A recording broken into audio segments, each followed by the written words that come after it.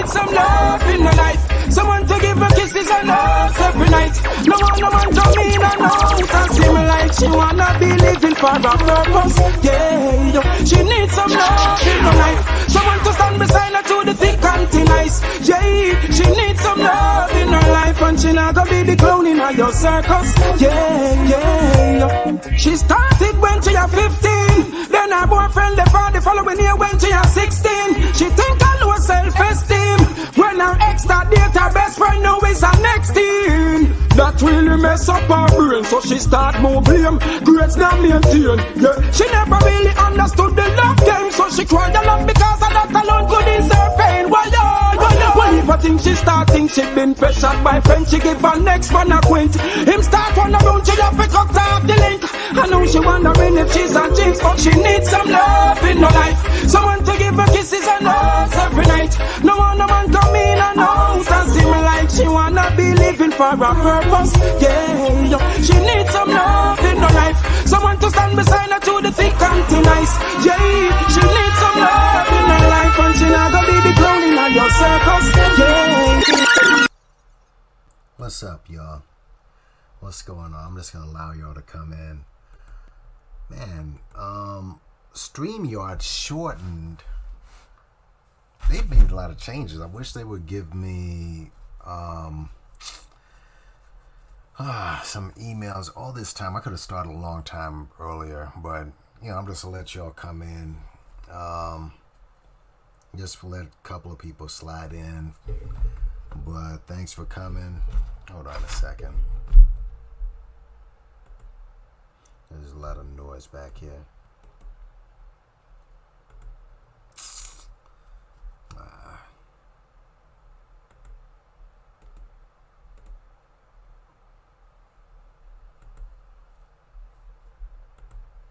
Alright, that was too loud.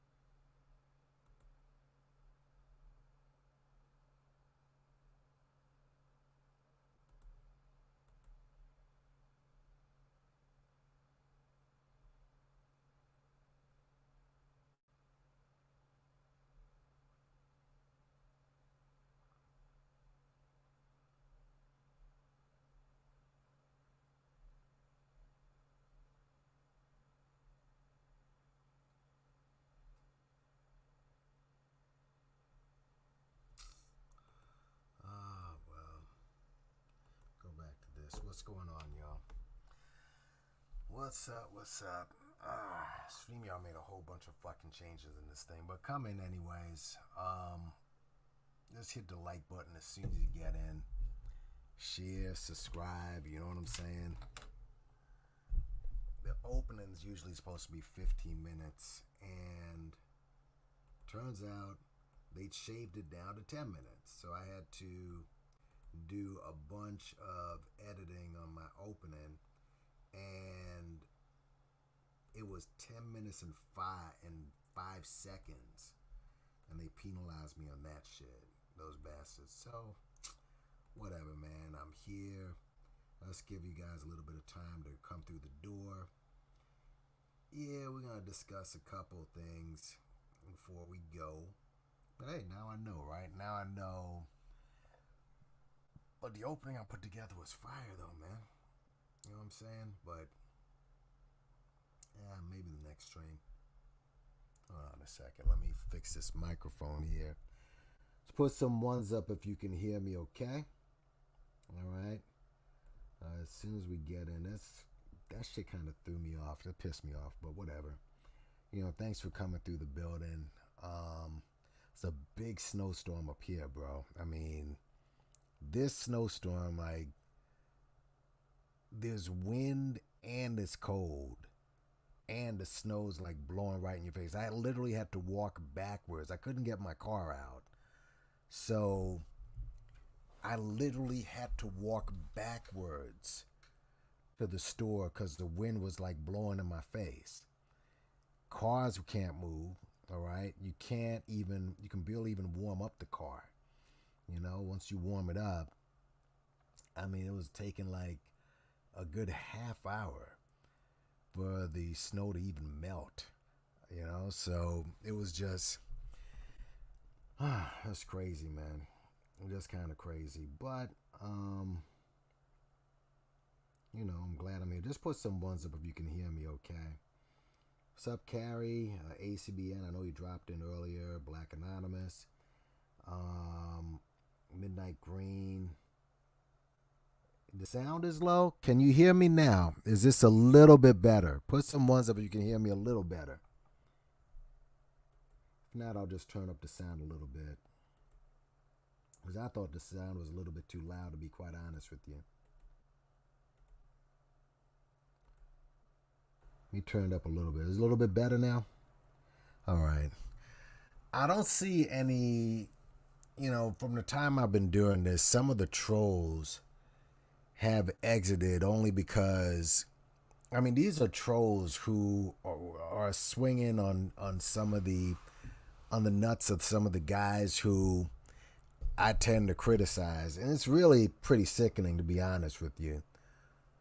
Because, I mean, at some age, I mean, you think that some of these people would form some sort of independent thought, but they haven't. And I guess we'll discuss this a little later, but your boy Tariq Nasheed has really been embarrassing black people. Just totally embarrassing the shit out of the black race. Making a spectacle out of whatever movement you thought you had. Reparations is not even being brought up with this dude. And his most recent foray into stupidity is he had this, I guess you can call it a debate with this Italian dude who, again, his answer to everything, white supremacy, we were here first, white supremacy, we're riders, I mean, it's embarrassing because you're not talking about, it's really like a cowardly, lazy man's movement is what it is, all right? He wants absolutely no smoke. He wants no type of conflict at all.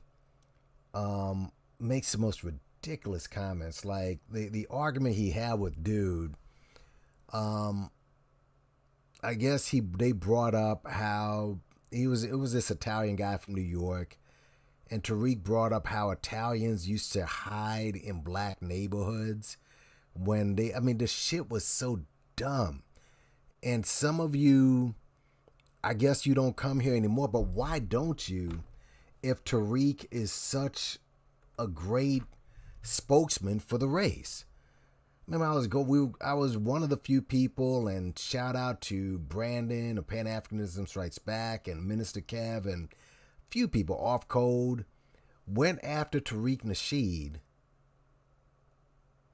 about that museum scam. And when he got the $1 million, you guys ran over here. What you gonna say now? But now we're 6 months in, no museum, right? And he is the things that, what do you want to learn in this museum? Just think about that. You're a white guy a Italian guy who runs into black communities to hide from cops? Is there any type of history of that? This is the same guy that said that back in the days, he said this a few times. He said back in the days, pimps and players were doing things behind the scene for the civil rights movement. I mean, and what's funny, this is a guy who did not graduate high school. And some of y'all are supposed to be educated. You're supposed to be, have gone to school, college and stuff. You listen to this dude, and he takes major money from you guys with no accountability whatsoever. Now, Brandon has been doing a couple of videos, like one video, it seemed like every other day on Tariq, because Tariq has been doing a lot of goofy stuff over the couple of days. And it's good, but, he's likes Umar, okay? He seems to defend Umar, who does the same shit. It's Umar and Tariq are the same person. They just have different approaches, different sales techniques, but it's the same thing. Same people. Him, Jay Morrison, Tariq, all of them the same people. Yeah, it's just, it's bad, man. It's bad. We'll get into him in a second. I did want to speak on Miss Tasha K. All right. There's a few things we can talk about. Yeah, I see these. What are these Russian bots, man? There's a lot of them. What's up, Identity? How you doing? Philip Belgrave, what's going on? Yeah, I did want to speak a little bit on Tasha K. Because she has been getting, she's, I'd say she's getting dragged where she is, but any publicity is good publicity to some people, good or bad. I mean, maybe bad publicity, depending on how thick your skin is. It's actually good as well in that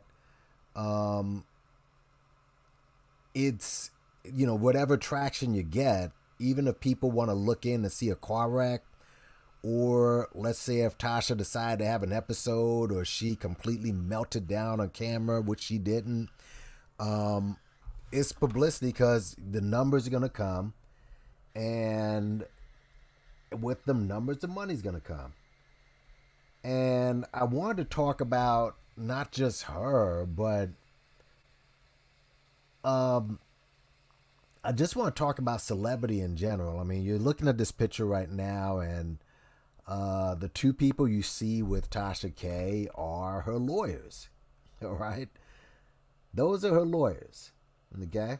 And this is from a Facebook post that she did. Now, this is her again with her two lawyers. And she said, these two pictures are in the Facebook post, but she said in that post, my legal team, Olga and Sabak, top 40 under 40, young, hungry, and Jewish. The Jews understand what it's like to be black and oppressed. You have to tell, I mean, this, how can she say, this was back in 2019, folks. Not too long ago. The Jews know what it's like to be black and oppressed. Never lost a case. Litigation is what they do. Countersuit coming in 5, 4, 3, 2, 1, blah, blah, blah. Okay. Tasha K is out of Atlanta, which many people refer to as Chocolate City as of late. All right, that's the new Chocolate City. It was DC before. Usually whenever there's like the hot blacks, city in the United States, all right? New York was it at one time, Chicago, LA, now it's Atlanta. And it's where all the people, you graduate from school and you move down there, you get a job, and, you live in a condo and maybe get a Mercedes or a Benz, and you hang with the other boule, I guess. But she's in Atlanta. She's been in Atlanta for a long time. All right. So if you have a lot of these black professionals down there, then I'm sure there's a couple of lawyers that she could run into. All right. And one of the things that I had liked about Tasha K is, she is, on the surface at least. I mean, I understand the type of business she's in. She's in the slime business. All right. But her personal life, I mean, she's a good looking black woman, natural. Been with her husband, that's her husband right there, for about 17 years, maybe even longer if you count their dating. All right. She's relatively young. She's 39 years old right now, going to 40. Says she never wore makeup until she hit her 30s, right? Even when you look at the pictures of her younger, I mean, when she didn't have all the makeup caked on her face and everything, I mean, she still was a pretty decent looking woman, right? Believes in the black family, all right? But she says something like this, okay? You mean to tell me in Chocolate City you could not find not one black lawyer down there? All right? Yeah, Sandy girl, what's going on? Yeah. She does, I've heard about that too. When you say bad, she looks bad, Black Sherbin. What do you mean? She looks ugly? She's not an ugly woman. That's the thing. And I've been looking around YouTube, a lot of people, there have been men who've been calling her ugly, all right? Which is just, which is not true. I've seen another person, I mean, really disparage her. Again, she's in the slime business. So obviously she's going to catch some heat, but she's not an ugly woman. She's just has done a lot of ugly things to get to where she's at. You can make that case. But yeah, I just find that this is something that, in my opinion, really hurts her and hurts her credibility in that respect. But I want to, first of all, before we even get into that, because that's going to lead into a lot of what we're talking about. Oh, you think she looks bad, horrible? Nah. Yeah, she's been with, she said that in she said that in this video right here. This was her rebuttal after the case with Cardi B. All right. Well, let's just go through some of the points. I mean, it's a 13-minute video, I believe it was, but whatever. Let's just, I'm just going to get into the few points that I put down. And this has been going on for 4 years, which I didn't know. I heard, I'm like, I saw I was introduced to Tasha K when the R. Kelly thing came out, and her face just kept popping up online, especially when with that Surviving R. Kelly, her face just kept popping up. All right. And she was pretty much on it, and she was really, trying to take dude down. She interviewed, I believe, his brother and a couple of family members and people close to him and everything. So she was one of the major bulldogs online, at least, that was going at R. Kelly. All right. And she might have offended a few people, one of whom being a Mr. Choke No Joke. All right. And we'll deal with him in a few. He's one of the guys who, covered Tasha K. But this has been going on for over 4 years, according to her. And she said she wouldn't change anything, that she's learned a lot. Okay, I get it. I didn't know this was, but I didn't know how serious this was. I thought this was just okay, Cardi B has noticed you online. You're fairly big online, so. But I didn't know it was something where Cardi B literally decided to take time out and come at you personally. But then Tasha K, during her talk, she took the route that, to me, it's a cheap route to go. I guess when you got a judgment against you for $4 million, all right, I guess you'll try anything or do anything. So she could have talked about what led up to the case, what she said. Maybe she was wrong. Maybe she shouldn't have said it. Maybe she lied. No. She decides to go, this is the conspiracy route.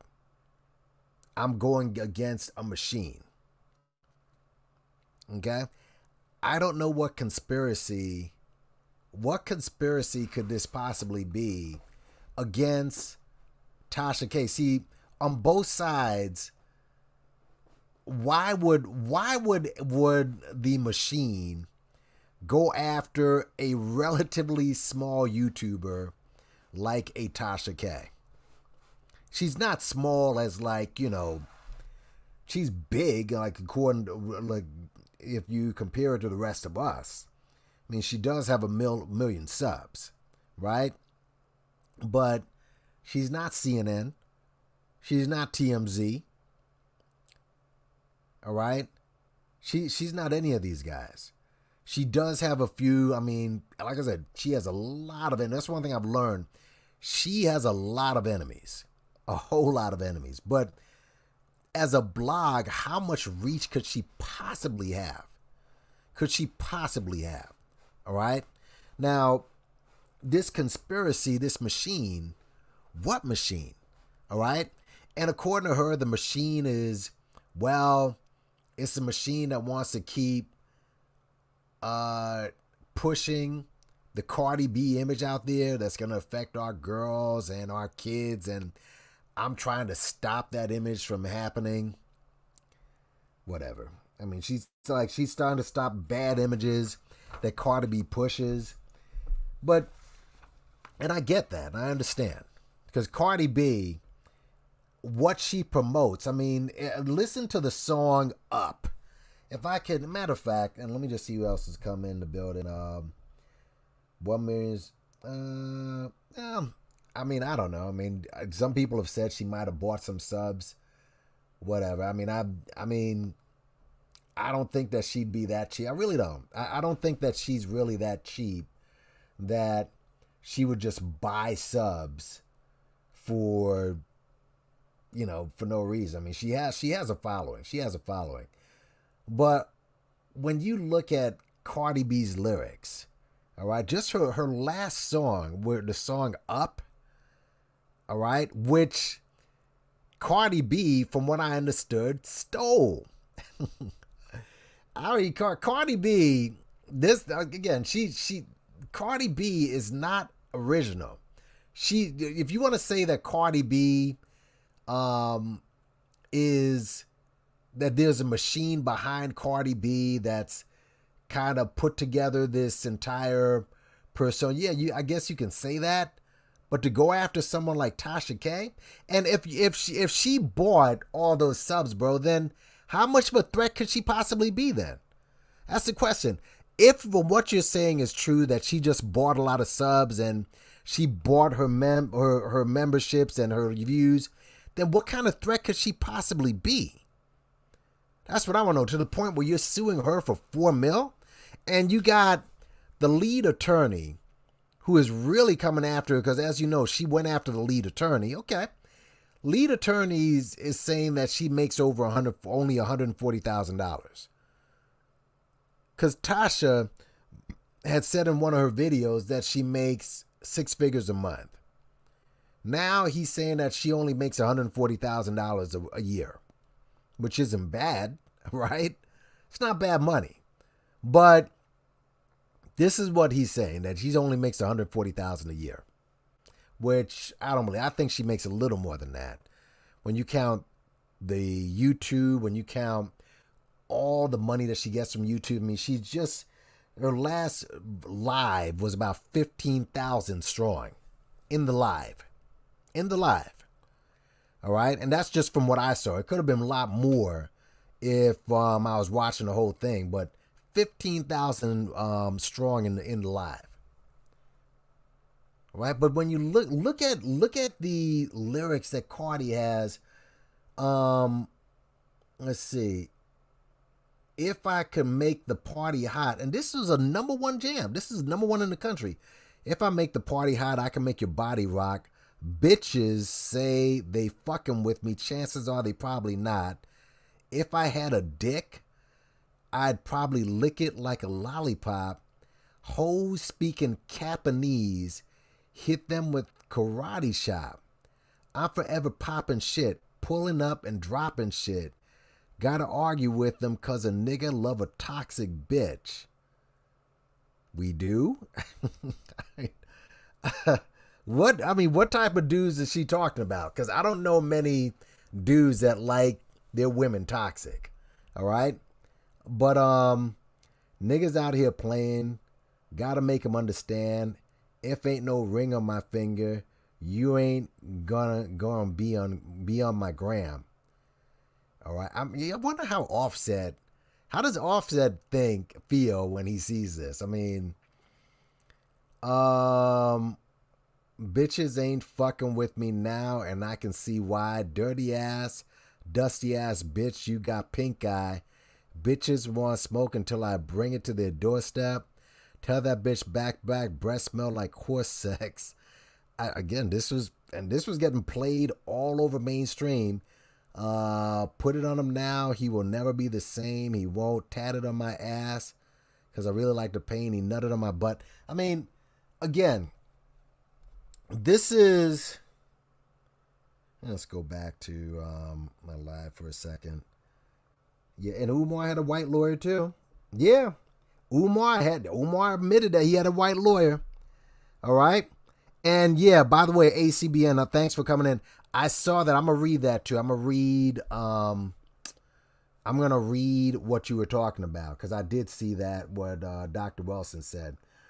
But listen, here's where Tasha K fucked up. Here's where she fucked up, right?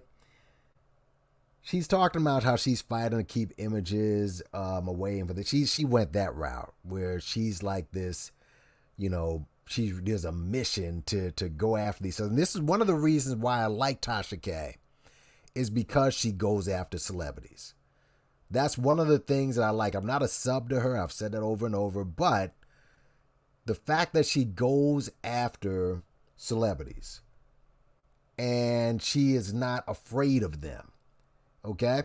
Now, I didn't know that she made up stuff on Cardi B, which she didn't have to. See, if she wanted to say that she wanted to go after Cardi because what she promotes eventually leads the youth into, prostitution and, drug use. And if you've heard the story of Cardi's life, how she went to the Dominican and literally put cement in her body. All right, because all her body, if you've seen her like fairly naked, the body does not look that great. All right, the enhancements are just all over the place, right? But she has the money, and and a lot of that stuff which kills people, she has the money to take it out of her body eventually. I mean, if Cardi B, she's not even 30 yet, I don't think. If she died at 35, it wouldn't shock me. It really wouldn't shock me. All right. But she talked about how she used to be a stripper and she used to invite lure men into a hotel. See, stripping and prostitution, see, they're both kind of intertwined. Okay? But that's not what this is about. Tasha K got source from a crazy chick. This chick, Star Marie, crazy. Whew. Matter of fact, you get a chance, check out my girl Triple C Treehouse's video. All right, she was actually doing a expose on that. Let me just get that real quick. Triple C Playhouse. She was going over Lovely T's video. Lovely T, which it's funny. Right now, after the verdict, talk about clout chasing. All of these people are re-uploading their videos. As Lovely T, I guess, she did a video on this story. And the reason she did that is because this was around the time her and Tasha K, I guess, were beefing. And she was telling Tasha K, don't put out that story. Because this woman, Star Marie, is out of her fucking mind. Tasha K, she put it out anyway. Because, see, and she lied about it because the clicks and the likes and the views, I think she just got hypnotized by the views. And she's like, I don't give a shit. I don't give a shit about all that. I'm getting a lot of views. I'm getting a lot of clicks, which of course equals money, money, money in my tummy. And it just hurt her. Okay, this wasn't about, well, Cardi B's a scumbag because, yeah, okay. She's a degenerate. If you guilty as charged. But is she an actual prostitute? Could you prove that? You see. Could you prove that? And if you can't prove that, then basically you're in trouble. Let me leave the video of Triple C Playhouse's Treehouse's video on Star Brim. But let me do this though. I want to do this, if I may. And fair use. All right. This is the girl who Tasha K. This is the chick who Tasha K used as a source. All right. I'm going to show you how goofy and crazy this woman is. And let me just check in the chat here. What's going on, everybody? Hold on. Reese from Philly, what's going on? Cardi confesses several things. Yeah. But see, again, Reese, that's not what this case was about, though. We know that she said things like she blows people to pay rent, that she used to do that.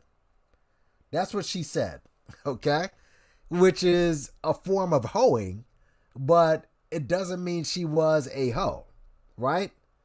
So that's the issue here. Cardi B, you could say that about a lot of these women in the industry, but is she in fact a prostitute? Does she have actual herpes? Now, the activities that she partakes in, yeah, okay, that, you listen to her, you don't have the money, the influence, the team or whatever to back you up. Yeah, you can get all of that. But did she have it? The answer is no. So, there was a lot of fuck ups with this Beccazito as far as Tasha K. But listen to, let's just go, and I'm just gonna, I gotta read this. I shouldn't have to because Tripsy's the homegirl, but I just read it anyway.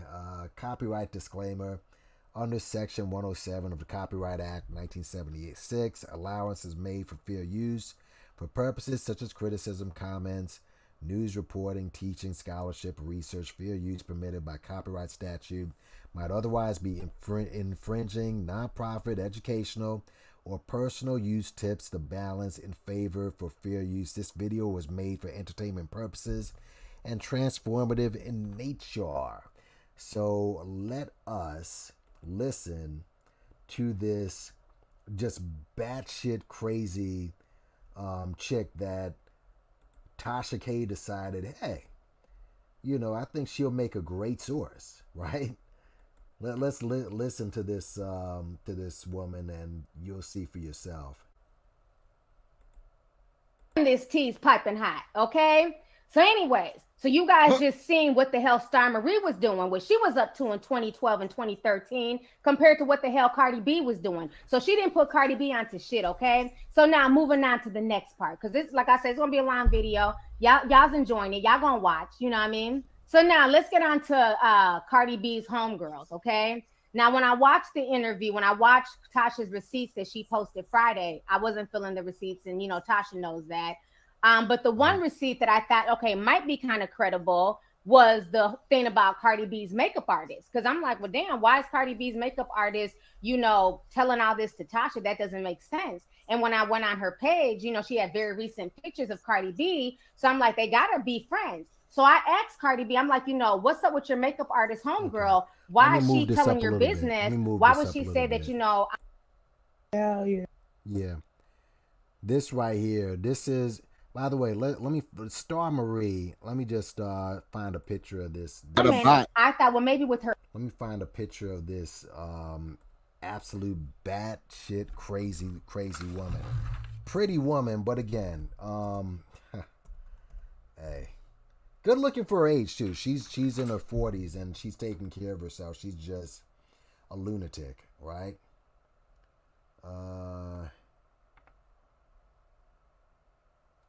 Let's see. And she's doing the rounds now, I guess. Yeah, this is Star Marie right here. Not gonna get a full body pic, but now let me just go back. Well, let me just play this anyway. You can just, her name's Star Marie. All right, you can find out who she is, and again, check out the video. I've left a link in there when you get the chance, and you'll see this woman's out of her mind.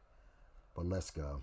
Her age, why would she do this? Because I'm older. I don't see myself doing all of this. This is just insane to me. But she said in the live stream, she also said to Tasha that she was 40. So much so that Tasha even praised her because she does. Let's keep it real. She looks good for her age, okay? But then on social media, she says that she's 39. This woman is batshit crazy. Y'all check this out.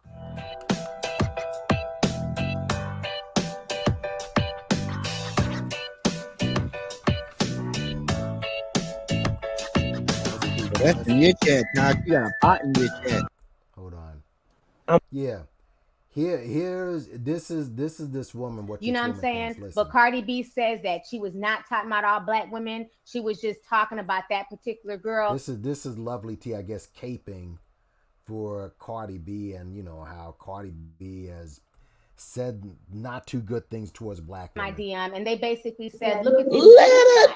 Now, this girl on her live stream, she told everybody she was 40 years old. That was part of the reason why I said, you know what? Maybe she might seem credible because she's not Cardi B's age. If this was another 21-year-old, I definitely would have side-eyed it because it's like, okay, she's 21. She's a younger version of Cardi, or she's trying to be like Cardi. But being that this was an older woman, I thought, well, maybe with her age, why would she do this? Because, I'm older. I don't see myself doing all of this. This is just insane to me. But she said in the live stream, she also said to Tasha that she was 40. So much so that Tasha even praised her because she does. Let's keep it real. She looks good for her age, okay? But then on social media, she says that she's 39. This woman is batshit crazy. Y'all check this out. This right here is what I want to get. I don't want to be a part of your bullshit. Here's what Star Marie said, okay? She's talking about black men, all right? This is a woman who spent her time with very dark-skinned people down there in Honduras, okay? She spent her time with people who had accents, but yet and still on this post, she's making fun of people with accents. Go ahead and check this out. Here's the, let me move this up a little bit more. Here it is. All right, guys, listen to what Star Marie says. This is the type of woman that Tasha K decided to nearly destroy her career listening to. I guess she spent time in Honduras because this woman, Star Marie, wanted to out Cardi as being a racist, I guess. And Tasha K, who's also a black woman, dark-skinned woman, all right? She wanted to take this angle that, listen, I'm a black woman. I'm exposing this, trying to expose this light-skinned Latina who is acting like she's black and she's representing black people. And again, from the surface, I felt that was a righteous thing that Tasha K was doing. All right, because Cardi B, you see her, speaking with Biden and Bernie Sanders, and when they put her out there, they're trying to put her out there as black. All right, and she's out there talking in her, Bronx hood rat talk, and the majority of Americans see, she represents black people and she doesn't. Okay, so Star Marie and Tasha K, I guess they're trying to out her as a racist, but this is Star Marie, who goes down to Honduras to visit, I think this had to do with some, I guess she went down there to see Dr. Sebi, all right? Because if you watch this whole video, she was basically down there trying to fuck Dr. Sebi. Like I said, this woman, gone. But here's what she says about black people in Honduras. All you niggers, it's with the ER, need to shut your pig feet eating lips and just celebrate Kwanzaa. Shit, I don't believe in Christmas, but I do understand its culture. Even your slave master Jesus looked down on swine. Don't buy me no gifts. I don't want to be a part of your bullshit. Some of you with the ER, right? Sell drugs, sex, and bullshit in corporate America. And some of you are just plain old stick-up kids and thieves and want to buy gifts for your kids and say happy birthday, Jesus. I'm done. Every Christmas and Christmas Eve I work and never visit home on these holidays besides my son. And understand, there's a video of her cussing up a storm while walking and doing a live with her son right there present. Son was probably like 7, 8 or whatever, old enough to watch his mom go ratchet. So, hey, Godspeed to that kid and the kid's father as well, whoever that is. Besides, my son and my parents have everything they want. Laugh out loud. Hi. Let me move up a little bit more. She says some more. Oh yeah, here's another thing she said. And mind you, this is in the era right now. We just had a girl, a divester, with the same type of mindset, who got offed by, some white dude, but whatever. Here's another post she put. And her Engers, that's with the ER, be darker than me, and she's a light-skinned chick. Matter of fact, let me see if you guys can see this. Yeah, this is her right here, So like I said, for her age, she looks pretty good, but she's just, again, off the wall, just insane, this chick. Insane, all right? It's just one of these chicks, like, what you can call her, a witch. That's the type of chick she is. You fall under her spell. That's it. Engers be darker than me, wider nose than me, and nappier hair than me, putting me beneath them because I'm black, and not closer to white like them because I don't speak no other language besides New Yorkin. F you racist Indians, Spanish, West Indian, Islanders, and all you Africans that don't like pretty American black women for not having a slurred tongue or for an accent. You motherfuckers are all gone. I wish the fuck I would lie about the pompous that I came out of, whatever that is. I swear, okay, it's just, again, she's just a hood rat. That's why these cops are killing us and beating our asses, because too many of us are seriously displaced.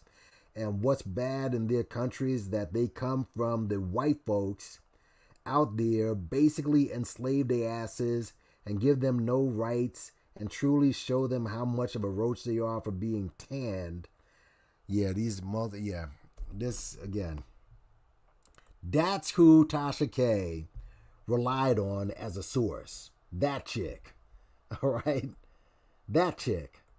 I don't know. I guess somebody has a little bit of, tea, I guess you should say, of what's going on. Let's see. No, she was in Honduras with Dr. Sebi. And if you see the video, she was trying to fuck him, basically. And Dr. Sebi liked women. Okay. Dr. Sebi probably hit it. So, she was one of his, yeah. Okay. So confirmed now. confirm, because Dr. Sebi, she was literally all over Dr. Sebi, and I'm guessing if you know Dr. Sebi or Alfred Bowman, okay, because he's not a doctor. If you know Alfred, I mean, you know he probably bent her over. So she reps herself, no more, no less. She doesn't speak for me. Backerbook, what's going on? But yeah, that's who Tasha K decided is a good source. All right, that's who she decided was a good source. Now, Star Marie, like I said, she's making the rounds. She just did a video with some other chick. What is her name? Nick at Night, I guess. I guess that's one of Tasha K's rivals. Lovely T, the woman who you just saw, she re-upped that video. All right, like I said, check out Triple C's Treehouse. Give her a couple of hits. But yeah, basically people have been going in on Tasha K, and this Star Marie is making the rounds because she's an attention whore. She's nutty, like I said. So, and she's making up stories as well. The little that I saw, she was talking about, oh, people had death threats on me, blah, blah, blah. So she's going to play this up for a little bit more clout and whatever. But, yeah, Tasha K needs to just, this was not about you trying to take down the bad things in the industry. You got in the slimy way. All right? You're neck deep in slime. All right? You did this because you wanted, you liked the hits, you liked the likes, you liked the views, you got a lot of money from it. 38 videos, all right? And she was talking about you. So you did this to yourself. You did it to yourself. So miss me with that. And then she was talking about how a bunch of people put up some GoFundMe pages. Okay. Fake GoFundMe, she doesn't need them. And I really don't think she does, because I think, you got to understand, even if this was not true, right? Reason a lot of people listen to untrue gossip, it just makes them feel better about their lives. All right? So even if it wasn't true, it's not like she's going to lose a bunch of subscribers. She just isn't. You know, she's just going to get hammered a bit, and she's going to go on about her business. She's going to go on about her business. So she said there's a lot of GoFundMes that were put out there with her name on there, that they're fake, and she doesn't need the money. But I guarantee whoever did those GoFundMes, they're going to give her the money anyway that they get. She said she's reporting them, blah, blah, blah, whatever. All right? But, and she's also getting support from dark-skinned women. People are using that angle. I did see a video of Michi X sticking up for her, and Michi X actually brought up, who's that? Who is this on Fox? So I forgot the name, but what's her name? Vivica Fox and those other chicks. They were hammering Tasha K, but they were referring to Cardi B as a sister. Like I said before, we don't have any black press. You gotta get away. These people who claim to be the black press, they don't represent you. Because if they represented you, they wouldn't have said that Cardi B is our sister. She's not a sister. She said on many occasions that she is not black. And so you got Vivica Fox and who's light-skinned herself, and these other women saying, yeah, us sisters need to stick together. Cardi B doesn't see you as a sister. So Tasha K, even though she's getting hammered, she's going to get a lot of support from your regular black women, because she portrays herself as that. Again, no filters with this woman. No, she doesn't get any what do you call BBLs? I think they call them. She doesn't. She markets herself as a regular sister, dark-skinned sister, and it's just weird because, again, a woman who is so comfortable in her blackness, but yet this right here, you know, This right here. I just find that strange. The white lawyer. Let's get into that for a second. All right? Let's get into that. You know, I was speaking about the pimp a little bit earlier, right? And just put some likes in the building. Hit like, share, subscribe. Let me just go into the chat for a second and see what's going on. But hit the like button as soon as you get in. We got 45 people in the building. How many people we got who gave a like? Come on, guys. Only 17 likes. Get the likes up. You know? Get the likes up. Fame is a hell of a drug, bro. It is a hell of a drug. It's a hell of a drug. Get the likes up, y'all. Blackshirt, who? You saying that Tasha's not that smart? I mean, she's Cardi B, maybe. I think Tasha, like I said, Tasha could easily move into mainstream if she wanted to. Again, she's playing this character, the hood rat character, and people like that. Most all rap songs are, I don't. Rap used to be, the foundation of rap was originality at one point, so I don't believe that. But Cardi B is not a rapper, all right?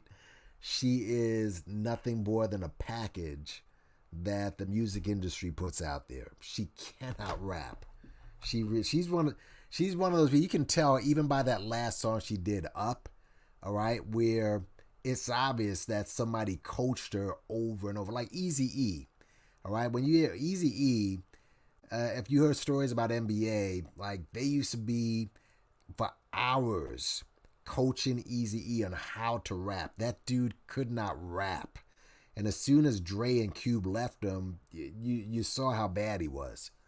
All right, and this Cardi B, and at least Eazy-E had some type of talent. Cardi B has none. All right, but she's basically a package that's put out there by the music industry, man. Vivica Fox. Well, yeah, Vivica Fox. I mean, now she is, especially. All right, she's, man, she just looks really, really bad, man.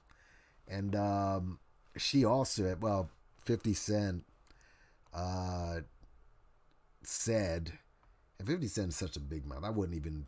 Why would he say this? Said that she used to perform, used to toss his, I mean, and for him to say that about her, and she's still chasing the dude, is, I don't know, she's weird. Downing Cardi B isn't gonna stop her from getting money. Plenty of male rappers are trash and making me. Yeah, you're right. I mean, Kanye can't rap. He can't. I mean, everybody basically writes for him. Well, he can't rap. Drake can. I don't think Drake is that great either. Drake is another guy who people rap for him, but he makes good music. I'm just saying he can't rap. He can't rap. But let's talk about this black people and lawyers. All right.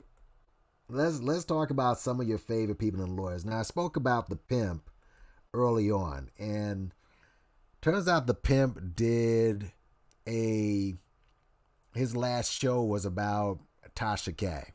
All right. Now, I find that funny for this reason, and there's a lot of ways to go about doing this, but there's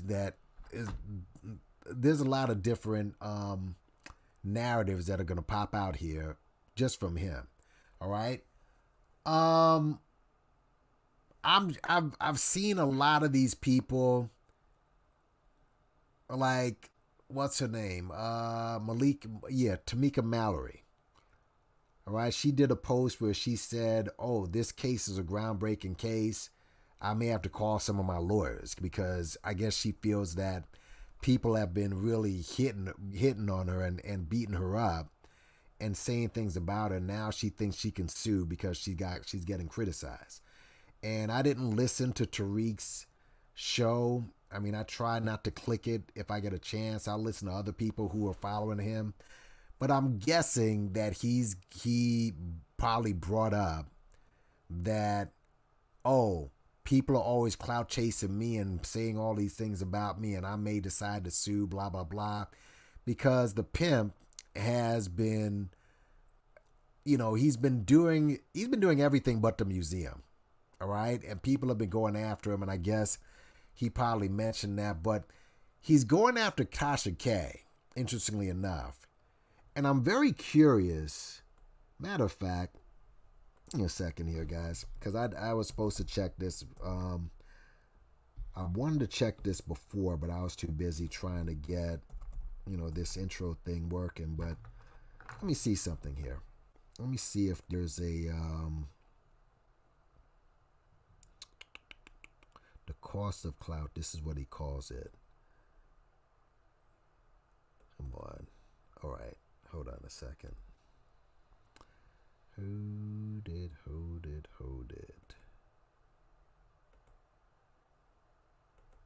All right. Okay. I just want to see if he mentioned one name in that video. No, he didn't. All right. The reason why is because he's went after her, and I guess he probably brought up a couple of people that she's gone after. One of the people who she's gone after, which I believe saved her career, was Polite.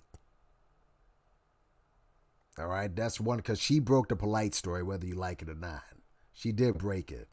But how is it that he's gonna go and attack her? Because I did see a post he put on his Twitter. All right, he's gonna attack her, but when the Polite story came up, you had nothing to say. You had absolutely nothing to say. All right, and I'm guessing, all right, because people like Tariq and others, and what's his name, Choke No Joke, they've been sticking up for R. Kelly. They've thrown R. Kelly into this whole, they're just going after black men bullshit. And she went after R. Kelly. So now, what it's going to cause these type of people to do is say, well, maybe she was lying about R. Kelly. Maybe she was telling a lie about R. Kelly. All right? She's also gone after Bill Cosby. Rightfully so. And by the way, question for you guys in the chat. How many of you have Showtime? What's up, a lady? 3 Diva, what's going on? Diggable Logic. Who here has Showtime and who has seen part 1 of the Cosby special? Anybody? I think it's tomorrow. Maybe it starts tomorrow, because I don't have Showtime. Anyone has seen the Cosby show or the Cosby special? Let's talk about Cosby. You have Digital Logic. How was that? How was that? I'm sure I'll be able to see that later, but she's gone after Cosby. So a lot of the Cosbyites are going to go after her, because she's going to speak on it. She's still going off on speaking about celebrities. Oh, it's tonight. Okay. But yeah, I've seen all the hashtags. Bill Cosby is innocent. All right. They're going after our brother. Keep in mind, folks, and this is, you do know that Bill Cosby has shouted out and has also paid a lot of these social, that Boyce Watkins came out the other day and went after the executive producer who produced it, who happened to be a black guy, who's married to a white woman, and he may, in fact, that guy Kamul, he may, in fact, be non-FBA, non-ADOS, whatever the fuck these guys call themselves now. So, we said, but didn't she stick up for R. Kelly? Wasn't she in trouble for getting information from his team? Well, yeah, it's tonight. Okay. I think that she didn't stick up for him because she just went after some of the women who might have given false stories. Because again, in the R. Kelly story, he's guilty of doing bad shit, but the women and the people who are going after him are no better. That's the problem with that. But, so Tasha is going to get hammered by these people who say, well, she owns that she may be lying about Cosby, which is bullshit. She's lying about R. Kelly, which is bullshit. They also have this narrative that she just goes after black celebs. That's another thing I hear coming out. All right. And there was this one person who even said that, oh, even white people are saying that you just go after black celebs. Well, yeah, because that's who we watch. Like, if she went after Leo DiCaprio, would you watch her? Or Brad Pitt? Or Christian Bale? And I've seen her attack white celebrities. She attacked Cardi B, who's a white Latino. So that you're going to see that coming out. All right? But you're going to see people say, and is she always lying?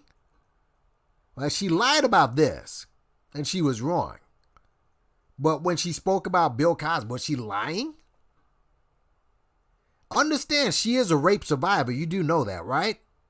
That she herself was raped as a kid. So that's you're going to see a lot of that. But I find it interesting that the pimp went after this woman, but said nothing about Pedalite when she broke that story. The guy who he had in his Hidden Colors, whatever.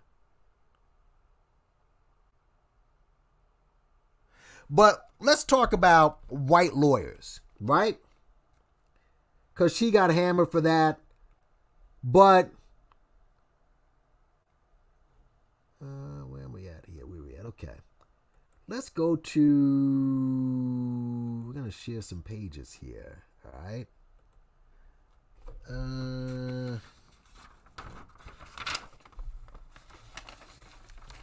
Who are some celebrities you know that have gotten in trouble recently?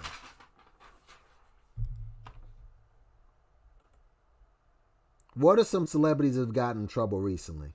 Because she's been getting hammered for not using a black lawyer, which she shouldn't have, right?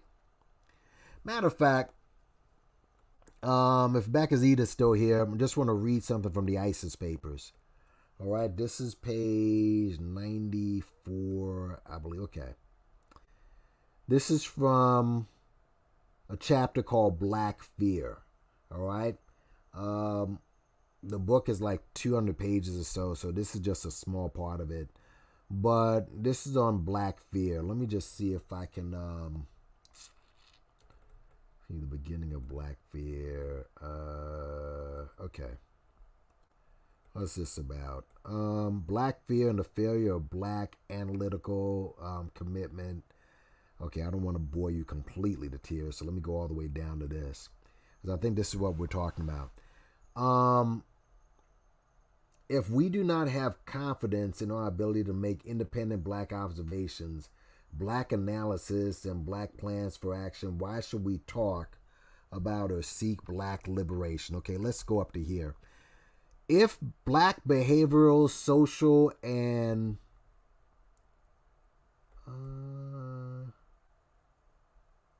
okay, right here, this is actually good. Further, if we believe that we are intellectually inferior to white people as our distrust or our capacity to observe and make correlation was strongly implied, we simply should say this out loud for all the world to hear. Blacks are genetically inferior in terms of their intellectual capacity as compared to their white counterparts. Then we should content ourselves quietly and politely to be totally and permanently dependent upon white collective for all that we need, do, think, and say. All right. Yeah, what's up, RJ Supreme? Let me.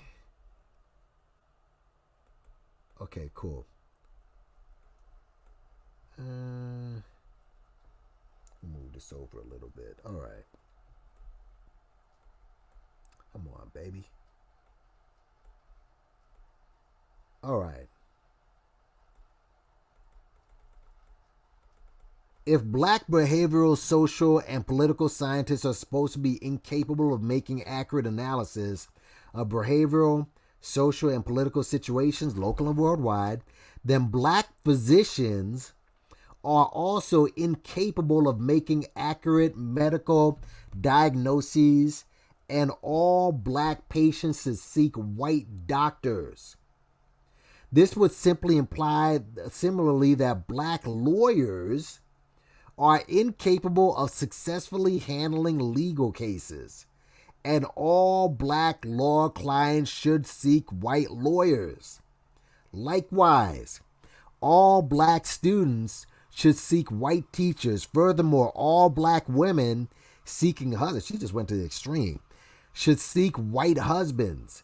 And all black men seeking wives should seek white wives. This activity would carry with such reasoning to its logical, thorough, absurd conclusions. If we do not wish to imply all the above, let us get about the business of black problem solving, beginning with the problem of black oppression under white supremacy. First and foremost, let it be the responsibility of every black person to know and understand how the dynamic of white supremacy domination is expressed in all areas of people activity: economics, education, entertainment, labor, law, politics, religion, sex, and war. That. All right? Cardi B is a multiracial. Yeah, she is multiracial. Friends, she wrote this. Yeah, I understand. She wrote this in the 70s. She wrote this in the 70s. So, let us go here, right? Okay. Tasha K had a white lawyer, right? Let's type in some of your favorite celebrities, okay? Why not? This is Dennis Rodman. I'm just going to put in your favorite celebrities and lawyer. How about that? Let's start with Dennis Rodman. Why not? Why not? Who's this right here? Dennis Rodman. This is, I guess, one of the times he was in trouble. Walks into federal court in Las Vegas back in 2000 with his attorney. It's Dennis Rodman with his attorney. Okay? How about another one? Forget that one. Let's do the most recent. The most recent runaway slave. How about that? How about that one? Huh? A guy who everybody's sticking up for right now. This is Antonio Brown with his lawyer. Apparently, Antonio Brown, God, come on, his lawyer. They have a picture of his lawyer. Come on. Let me go here.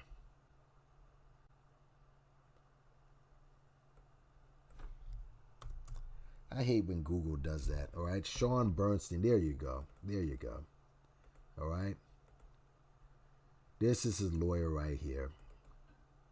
All right. This is the guy who everybody's trying to turn into the next runaway slave. Here you go. Antonio Brown. All right. I saw some, yeah, and you hear black people saying, "Oh, y'all still think he crazy?" Yeah, he is crazy.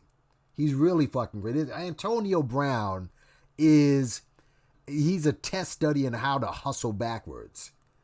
That's what he is. Here he is with his lawyer. Right? Yeah, you got all these black people saying get behind the brother, and the NFL, they trying to reel in one of their slaves. If he's such a runaway slave, why does he keep running back to the plantation? All right? To not only play for another team, he's got to go through the same hard grinding training camp at the ripe age of 34 to make the team for minimum wage based on a man of his caliber.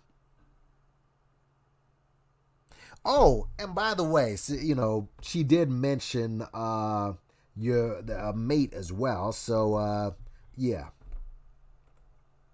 of course, of course. Dennis Rodman. Let's keep it going because she mentioned that as well, right? She mentioned that as well. I mean, pardon. Yeah. But let's go even further. Let's just talk about one of the guys who lawyer. This is the recent runaway slave. These are all Cosby's lawyers. He had the one sister who everybody, was lionizing because of the way that she handled Dr. Mark Lamont Hill. By the way, this is not his lawyer. This guy is not his lawyer. This is a PR guy, not his lawyer. People keep saying his lawyer, Andrew. No, it's a PR guy. This is who he chose. And he kept running through lawyer on top of high-priced lawyer on top of high-priced lawyer. All white.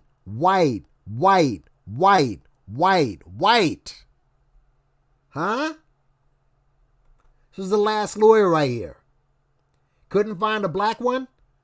One of the richest guys in the country, black men in the country.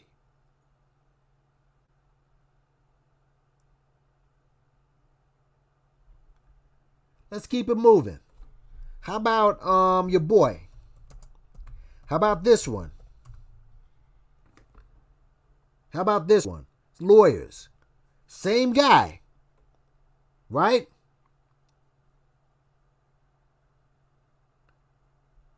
We'll just keep it moving. These are all his lawyers. All their lawyers.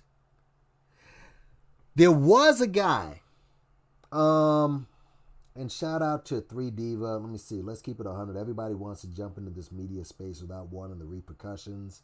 Everyone wants the blogger, vlogger, commentator without clarity. Major media companies get sued all the time. They have whole legal teams. Yeah, they do. Yeah, they do. They win cases, lose cases, part of the business. You're right. And the difference between them and a YouTube is that the network has money to fight or settle. YouTubers need to operate more mindfully. I mean, she has more money than most YouTubers, but, $4 million, she's going to be paying for a while. Oh, I just saw him. Hold on a second. Hold on. Who's this? All right. His lawyers. R. Kelly, Stephen Greenberg. Come on already, guys. Come on, already. Is this his lawyer right here? No. Lawyers would... See, oh, wait. Oh, I guess this what? He has a black lawyer. Okay. He's the one who said that R. Kelly... See, and this is... Was he the one who tried to compare R. Kelly to Martin Luther King? The late edition of a lawyer with experience in handling high-profile clients wasn't enough to help her. Attorney Devereaux Canick joined his legal team, comparing R. Kelly and come on, y'all. Compared him to this is the guy who compared him to the slain civil rights leader. Why does a black lawyer, okay? Why would he need to go this route? Why is he going this route? See, this was what makes you very insincere. Because you use tropes like the church and civil rights instead of what is R. Kelly's case about. You bring up Martin Luther King.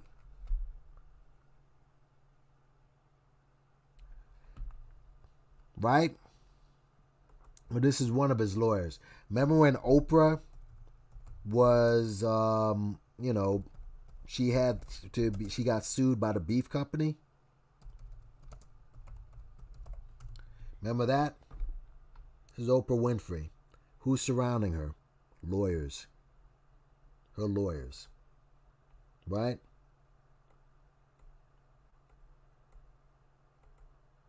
So, yeah. Now, oh, you want to see someone else? All right. And let's see. Oh,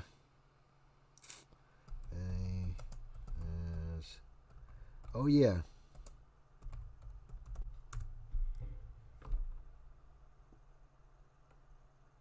This guy, even back then, I didn't even think he was black back then.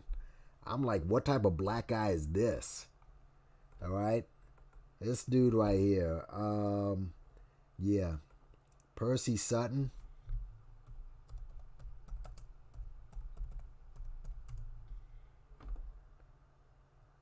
This was Betty Shabazz's lawyer. I guess he was black, right? Yeah, I guess. Percy Sutton. Now, a lot of Jewish lawyers, they were like, when you look at Jewish lawyers in the civil rights movement, right? I think that partly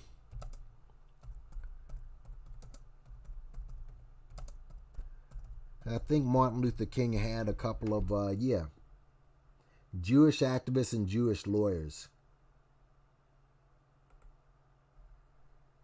in the fight for African American civil rights. I'm guessing this is where this statement came from. All right, because again, Tasha K, black man, black woman, black child, and for her to say this, was this the, I don't know, was this the motivation behind why she said this?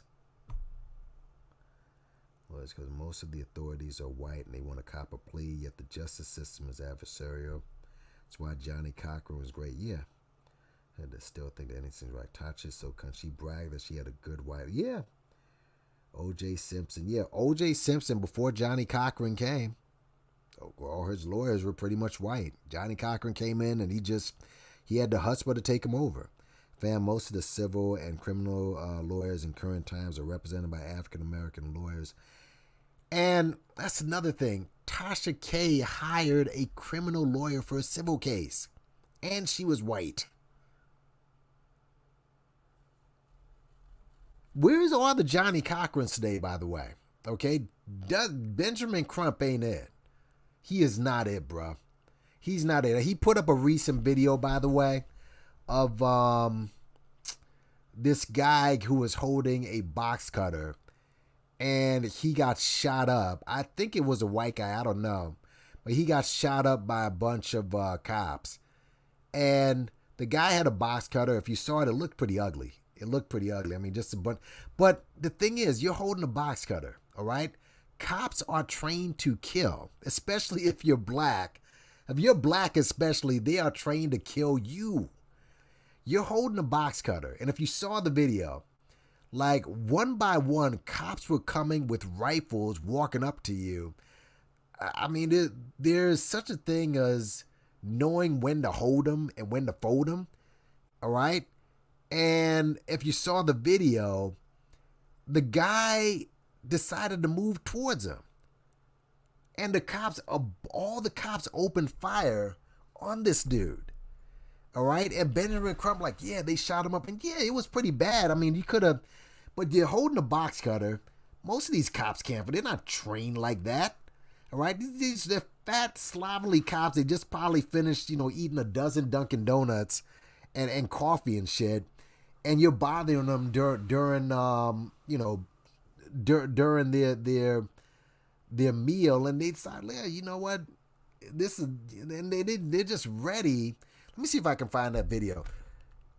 No, he shouldn't have gotten shot, but if you're running up on a cop with a box cutter, I mean, bro, hold on a second.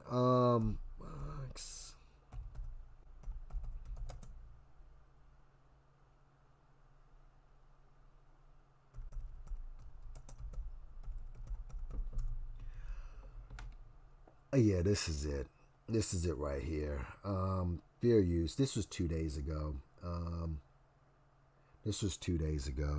want to just get the shortest video of this.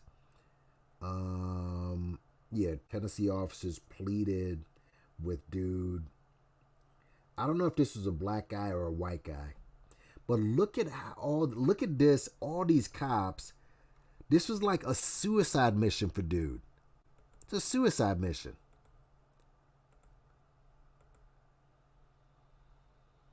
The news to looked on. It's a white guy. This is Video a white guy. as people eventually pulled a shiny metal object out of his pocket. Now look at the how moment many officers cops. fired Look at was this. captured on video as people stuck in traffic looked on.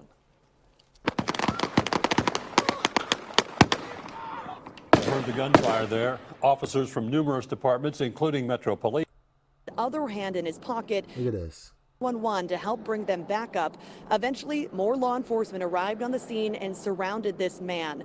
Don Aaron with Metro Nashville Police Department says the suspect had his other hand in his pocket and eventually pulled out a small silver cylindrical object. That's when officers at this point just fatally dropped shot the shit this and like, man. yeah, you know what? Look at this. You could imagine a lot of people on this interstate saw this interaction take place.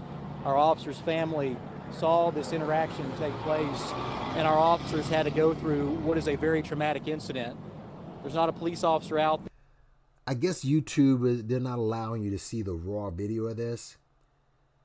It looked like a white guy from what I saw, but I mean, like a bunch of cops, all of them holding guns, and you're like, you know what? I'm just gonna just step there and walk up. I'm like, bruh. Oh, it was a white guy. It's like, bro, all right, you got it. All right. Some of these cop shootings, like there's this one brother in Philadelphia, you run up on a bunch of armed cops with a knife, right? And the dude had mental issues, and he was this, I guess, failed gangster rapper, or whatever, who has a history, but you run up on a bunch of cops, armed cops with a knife. All right. I mean, it's a suicide mission. It's an absolute suicide mission. All right. These cops they're not Navy SEALs. They're not trained military people. They're just dudes who managed to go through, I guess, 6 or 7 weeks of training or whatever, got a job, got a gun. Okay. Cops who are at 21 years old, 22 years old, got a gun. Your mind isn't even developed yet. Right. And they're just trained to kill. So you got the dude with a box cutter. What do you think? Then the cops are like Steven Seagal. They're just going to disarm you? No, they're disarming you by sticking slugs in you, man. Crazy. Absolutely crazy, bro. No.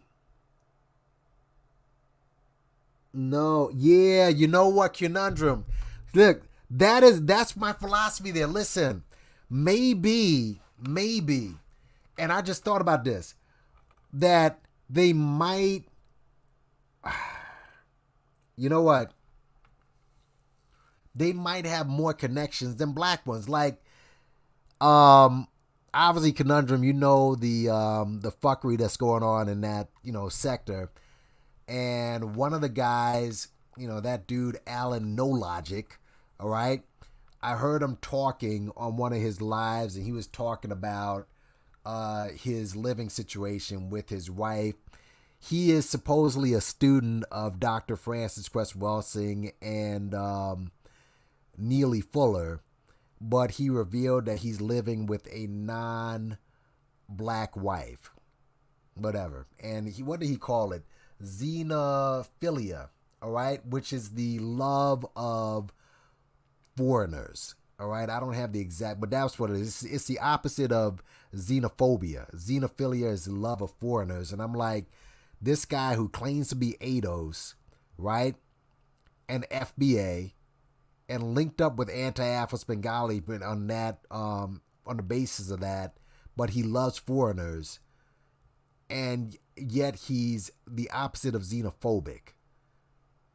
But he's saying how, he basically said, you got to listen to it yourself, but he's basically using, from what I've seen, like using that woman's non-blackness to move ahead in life and to get certain benefits, right?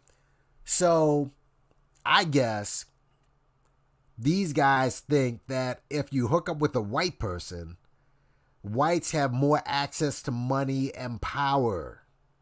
You understand? So that's why you see these guys, these celebrities, they all have white lawyers.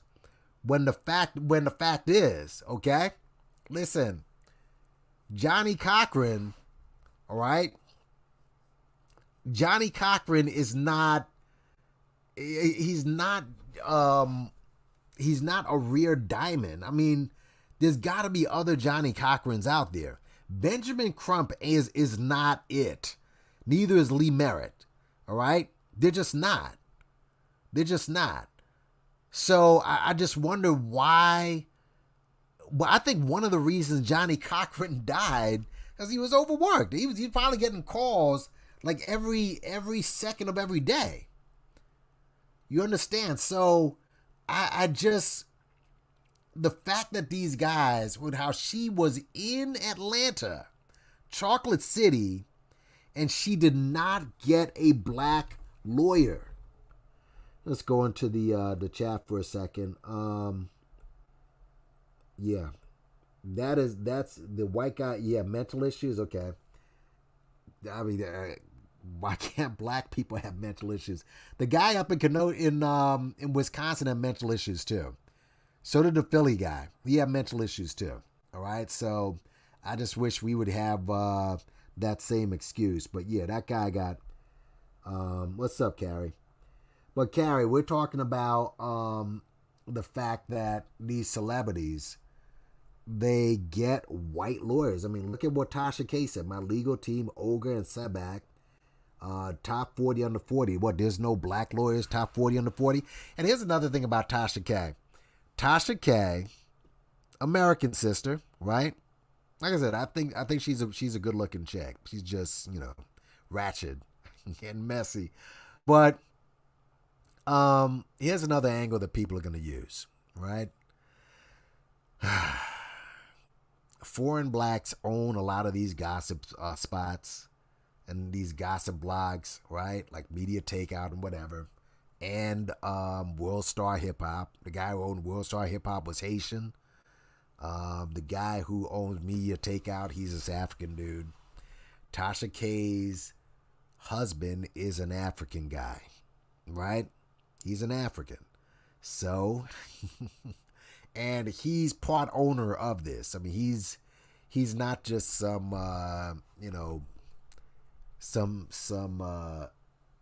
simp. He's actually a business owner. He owns part of this business, right? So, I guess you're gonna hear the narrative from the pimp, because I didn't listen to his video, that she's married to an African dude who's helping pushing propaganda against FBAs. I promise you that's the narrative right there. That he is pushing, he hates FBAs and he's using his FBA wife. And gee, is she even FBA? I mean, she got short hair and what have you, because you know how he just despises anything too black, right? So I'm guessing that might be part of the narrative, that she is being used by this African to disparage FBAs. All right, I'm guessing she. So, let me just go back in the chat. They don't hire black because most of the authorities are white, and they want to cop a plea. The justice system is versatile, and Johnny Cochran was great. They need more Johnny Cochrans. I thought xenophobia means xenophobia means against foreigners. Xenophilia, I think that's what he called it. Xenophilia, I think that's what it is. Xenophilia. I think that's the name of it. Not phobia, philia. Yeah. Xenophilia, Xenophilia, or xenophilia is the love or attraction to or appreciation of foreign people, manners, customs, and cultures. Again, this you got to understand. This guy, Denny, I'm talking about the what you're gonna do about it. Alan, no logic. All right, that goofball. He basically admitted that he's married to a foreign black. She's probably white, a non-black, so she's probably white or very close to it. But he's ADOS and FBA. He attacked me and Make a Change because we're attacking Griselda because she's ADOS. I mean, it's just weird. All of it is just weirdo shit. But that's what xenophilia is. But he's ADOS. They're just confused. They're crazy. But I guarantee that they're gonna use that against Tasha K. Oh, she's married to an African. All right, it's her husband right here. It's just people are. I guess you could say people are complex people because everything about this woman. Forget about what she does for a living. All right, everything about this woman is pro-black, but then she does this. Like everything, she lives blackness. Husband fully black, family fully black, right? But she has a white best friend from what Sandy, I think you said that. Yeah. Isn't into admixture or nothing like that. Doesn't filter her pictures. She is what she is. I mean, her breasts are real. I mean, what you're looking at. She doesn't do any of that stuff. And just from the surface, all right, just again, past the character for a second, she does promote. And like, if you didn't know what she does or, who she was, you say, okay, this is like beautiful black family, strong black woman, blah, blah, blah. But then, yeah, it's just crazy. Absolutely crazy. He had black lawyers and did time. It ain't about skin. He didn't have any black lawyers, bro. These were, I'm sorry to break it to you, homie, but he did not have, he kept hiring white lawyer on top of white lawyer on top of white lawyer. All right? Listen, let's go back here. This Percy Sutton, that's ex-family lawyers. It's Oprah's lawyers right there. And Cal's lawyers. This is all, these are Cosby's lawyers, homie. This is it. These are all his lawyers. All right? He hired nothing but white lawyer on top of white lawyer on top of white lawyer. This was the only black lawyer he had. Right here. She's on Roland's show. I forgot her name, but yeah, I mean, bro, I'm just saying, man. Really, this chick right, these two right here, these are PR people. Her and him, they're PR people. But yeah, most of Cosby's team is white. What's up, Information Man? How you doing? Josephine, what's going on? Like a prejudice against people. Definition of Tasha K she has African lineage to Nigeria. Oh, okay. Uh-oh. Gee, that's even worse. Okay, then she's fucked then. So then basically they're just going to say she's a tether that loves to attack FBAs or ADOS or whatever. Why do you think Johnny Cochran was tested? I think he was a great lawyer. Johnny Cochran was great. Xenophilia, that's what it is. Identity, xenophilia. Lovely T, I know Lovely T. She's Nigerian. Lovely T is Nigerian. Tasha K is the American. All right, I can't use that stupid term. Xenophilia, love and attraction, appreciation for foreign people. But Josephine, what? Yeah, you were there last night, Josephine, with that goofball. Yeah, I can't wait till that blows up. You don't even know. I cannot wait because it's going to come. It's going to come. That's going to blow up right in his face. JC had far the best years for his researchers money can buy.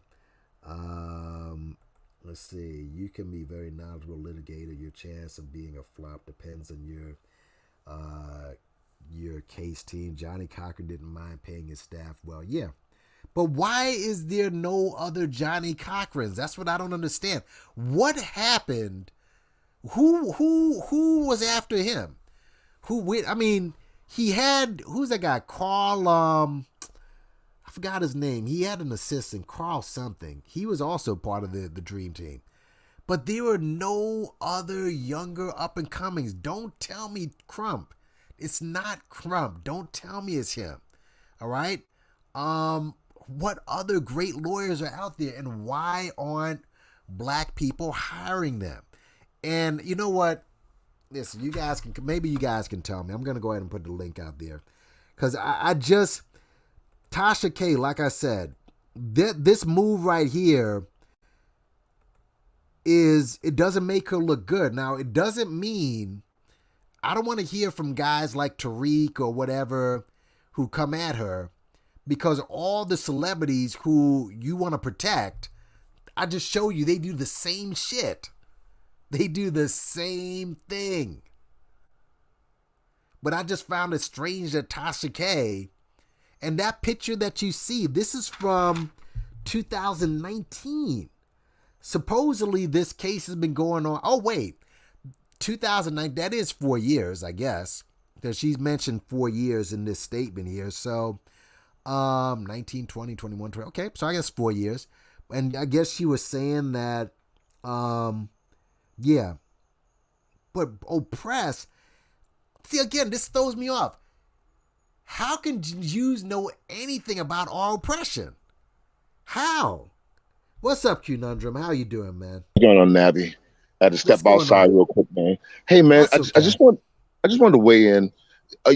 We have a great deal of black litigators that are coming through the pipes for the last maybe 15, 20 years.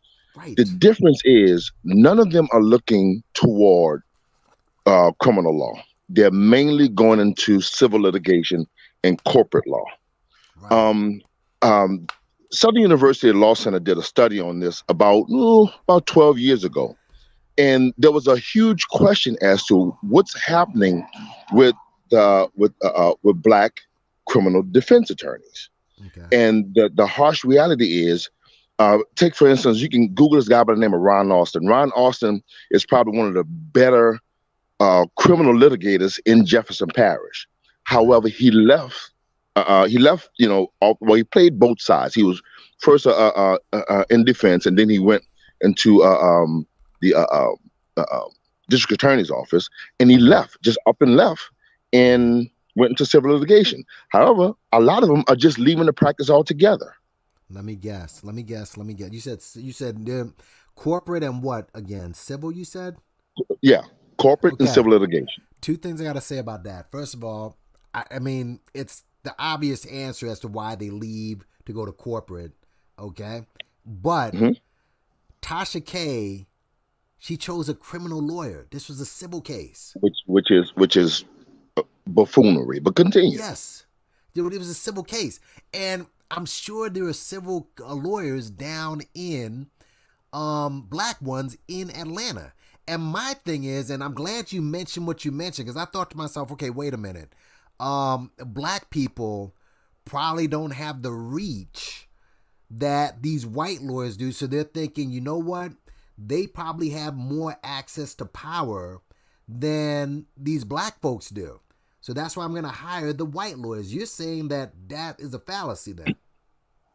Pretty much, because you have places like just for St. John Parish. St. John Parish in Louisiana. You have Claiborne County in Mississippi.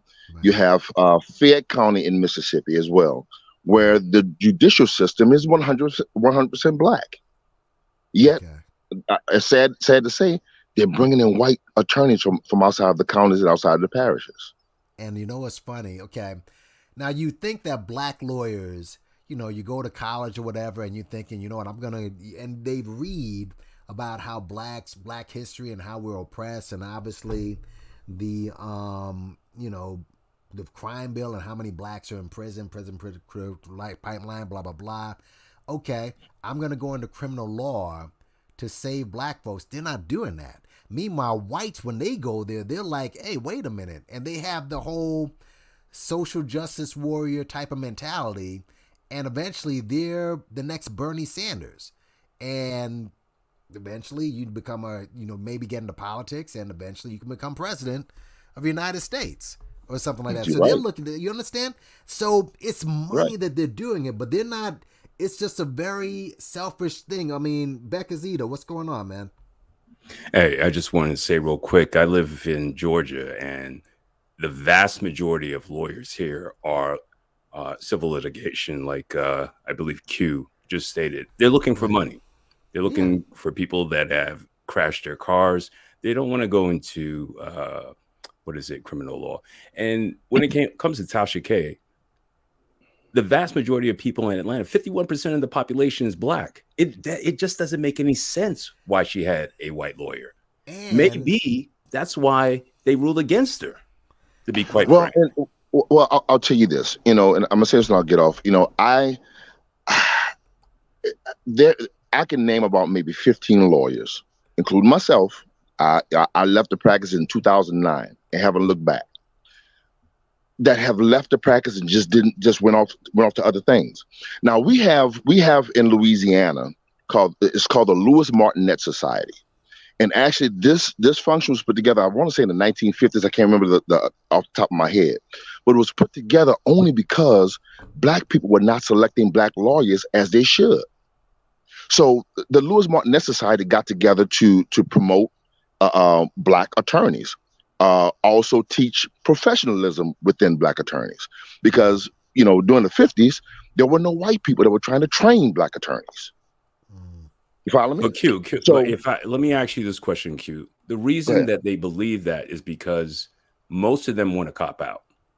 They believe that the white lawyer is going to have a special relationship with the prosecutor or the person that is going to give out benefits. Or I'm from New York. Most of and I had like a lawsuit with the city.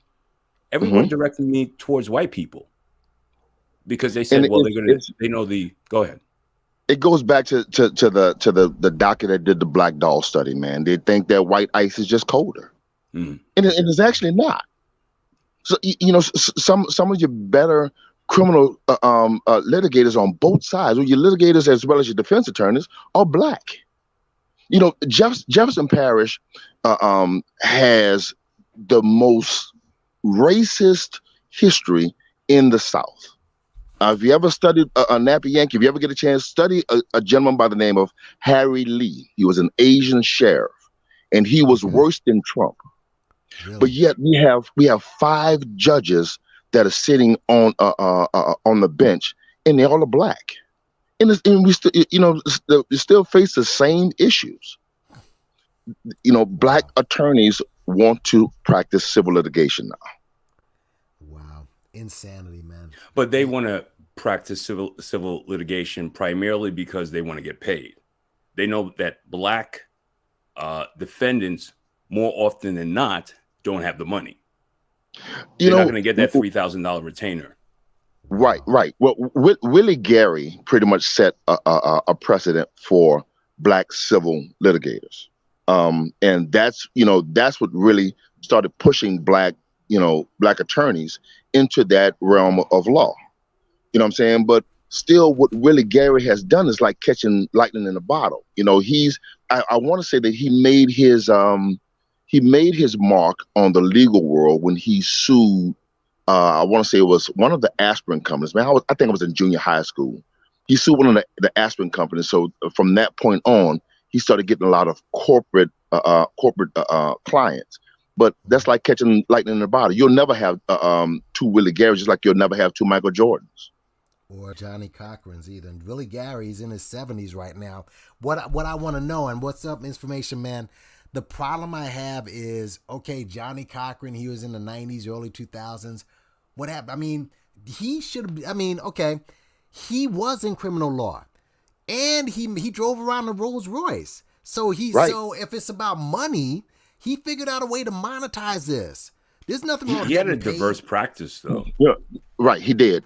Johnny Cochran, if I'm not mistaken, I think he was from Shreveport, Louisiana.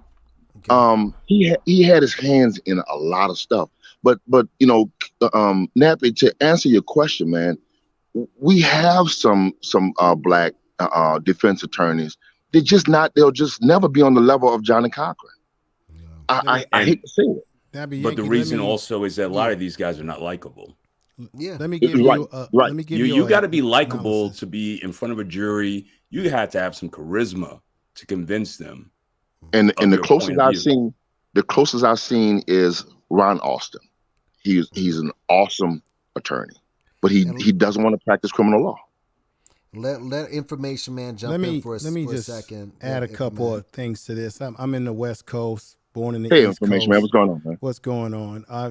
I'm familiar with Johnny Cochran very much. So see, Nappy Yankee, are we forgetting? Johnny Cochran was a dangerous lawyer. He was a dangerous lawyer to the system. Right. Do you think they're going to allow there to be another Johnny again? No. Very good point. The reason Very good why point. you see, thank you, brother. The reason why you see Crump, because Crump is all booed in with the System. Al Sharptons. He's booed into the system. So what happens with black men in power, which is a problem that we're going to have to fix, is that you have black men in power who stay in power for a long time and they don't mentor and prepare the next generation. Why do we still have an Al Sharpton running around here? When Al Sharpton dies, I guarantee you he has not prepared another black man in his place to take over. Let me say, hang on. Jamel Bryant, unfortunately, is the next Al Sharpton. But but you can go on. But he ain't. But information man. But that's one of our problems, is that we don't prepare sometimes for the future. The reason why, and that's the reason why you don't have. It's not that we don't have other black lawyers out there that have the skill set. Is that they don't want black lawyers having the mentality that Johnny had. I disagree. I don't think they have the full. And as a result of that, because Go ahead, the I'm things sorry. that Johnny did, he set a precedence. And they don't want, you just look at the history of this country. They never want there to be another lion like that. They never want an activist lawyer on that level. They would rather push the crumps in front of you. That's why every time something happens, the media runs to him, because he doesn't have the charisma that you spoke of or the savviness. He does not have it. And so, Nappy Yankee, you're going to get what you get based on what the media pushes to us. And then we as black people do it to ourselves. I think it was said earlier. We think that the white man's ice is colder than a black man's ice. In America, we are culturally conditioned to see white as superior and black as inferior. And as a manifestation of that cultural conditioning, we will underestimate, undervalue, and marginalize each other. And we're marginalized and underestimated by the largest society. Black people do it to each other. And that's why a Tasha K, like you brothers were saying, would go out and get the white lawyer, thinking that the white lawyer has the better connections. The white lawyer knows what they're doing. But we all saw that the white lawyer didn't know what the hell they were doing. No. So it's not about the color of a person. It's about their ability to understand the law. And it was obvious to me that she didn't have the right lawyers that knew how to handle this type of case. This statement right here, I still can't get over. I'll never get over this statement. Jews understand what it's like to be black and oppressed. Unless she's speaking to black Israelites who say, yeah, the real Jews know what it's like to be black and oppressed. This, I mean, again, coming from her, who, like I said, what appealed with me with her is that she embraces her blackness. And that's what mainly appealed to me with her. But for her to do this, it's just... Look, Well, Yankee, you can find out how black people really think when you put them around white folks and how they behave. It'll tell you Right. everything about how they really see things. And what you saw, she told you really what it was all about. Her blackness was thrown to the side. Let me go with the white folks because the white folks know the system than black people. So she really gave you an insight into really her psyche, how she really sees herself and sees black people. Because she didn't see value in going out there where you have all those historical black colleges and getting a trained black lawyer who had more experience in the type of law that she needed, that she did not have with the attorneys that she had that were ill-equipped for her case. Maybe more than anything, she would bump heads with another strong black person. Thank you, sir. Because a lot of us have animosity towards each other. Yes. She may have said to herself, let me deal with this white person, because if I have a sister in here, I'm probably going to have some type of animosity towards her. I think that's a little part of it also. Go ahead. And let me give you a theory as to why Tasha K had criminal defense attorneys practicing a civil case. Once the case is over, this is a highly publicized and widely known case. They will profit big time from this. Whether they win, whether they would have won, or whether they would have lost. They're going to profit big time from this because now they are a national name, be it good or be it bad. But this is the one problem with that. Everybody knows this. It gives them prominence, but the fact that they did not win the case and they showed their lack of knowledge of fighting this type of law. Yeah, it's the worst advertising in the world. So it's bad advertisement because if you're a celebrity out there or a well-known person, you're going to remember. See, we always remember things that go bad in our life than the good things because the bad has 10 times or 20 times more power over us than negative things. You can't tell me that people out there that's well-known didn't see the kind of lawyers that she had and said, oh, hell no, I would never pick them as my law firm. Come on now. Right. I mean, it's like losing the Super Bowl. I mean, like the guys who lost the O.J. Simpson case, they were basically run out of the business, all of them. So not really. Talking about Marshall Clark in the black guy. No, the law business. The law business. Yeah, they all went on. They all got on much, television. Yeah, they were moved out to television. They were like run out of the business. So, it is bad for them, I guess.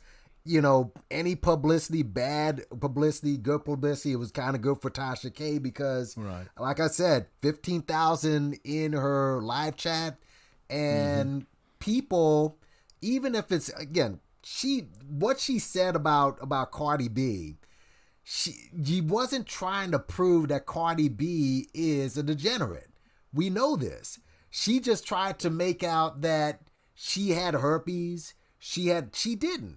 So for her to flip it and say, oh, I'm just going up against the system. No, you were trying to get clicks and likes and members, and you listen to a lunatic. That woman, Star Marie, is gone. So, yeah, man. And Carrie, what's going on? I guess we're going to hear a woman's perspective from this. Yeah, I'm going to go off. Hey, Yankee, let me let you know and your audience know that tomorrow I will have the Empower Esquire on. We will be discussing this Tasha K from the legal perspective because I think people need to take heed to this. If you are a content creator and you're on YouTube and you give a lot of your opinion about celebrities, we're going to be discussing what is the ramifications of this lawsuit, this libel, and how it can affect content creators who do the sort of stuff that Tasha K does. How could it impact you? Meaning, will there be other celebrities? I suspect there will be that will come after other content creators. And how will YouTube look at this case to make changes and put barriers in front of bloggers like Tasha K to stop them from being able to have all this? Because she was saying in that speech that she gave the other day that this was about a freedom of speech case. Yes, you have the right to have freedom of speech, but you cannot slander people with information that is not based in facts. And when she said that, and check this out, Nappy Yankee, the minute it was reported that Cardi B had come up negative when she took her test, her sexual disease or whatever test, I said to myself automatically, Tasha K's in trouble with her case. Because that came out, that report came out weeks, maybe a month before this case went to trial. And I knew then she was in trouble because that was a big part of the basis of Cardi B's, her suit against her. And when it comes to these celebrities, see, people got it twisted. Just because you see somebody on YouTube who's got thousands of people in their chat room and it appears that they're making all this money, YouTube's taking taxes from you. There's so many things that's happening behind the scenes. That don't mean that they got the same money as a celebrity. Right. See, Tasha K and a lot of these folks on YouTube, they ain't, unless you Marcus Brownie or you fucking The Beast and these guys who have exclusive contracts with YouTube, you ain't got money like that to go up against what her money is. They said like the lead attorney did his latest video that she makes $140,000, which is good, but she said that she makes 6 figures a month. Now, maybe if you add on the, what is it? She has the app, she has Patreon and all that. Maybe she makes, a high 5 figures, but but but 4 million is still 4 million. She's still got to have to pay for it. She's probably making money in affiliate marketing. She probably got some brand deals.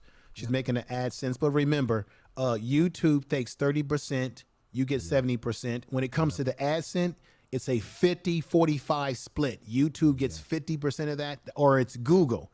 So when you do the math and you're looking at someone like Cardi B who's making music and her money that she's making probably trumps whatever someone like Tasha K is making on YouTube.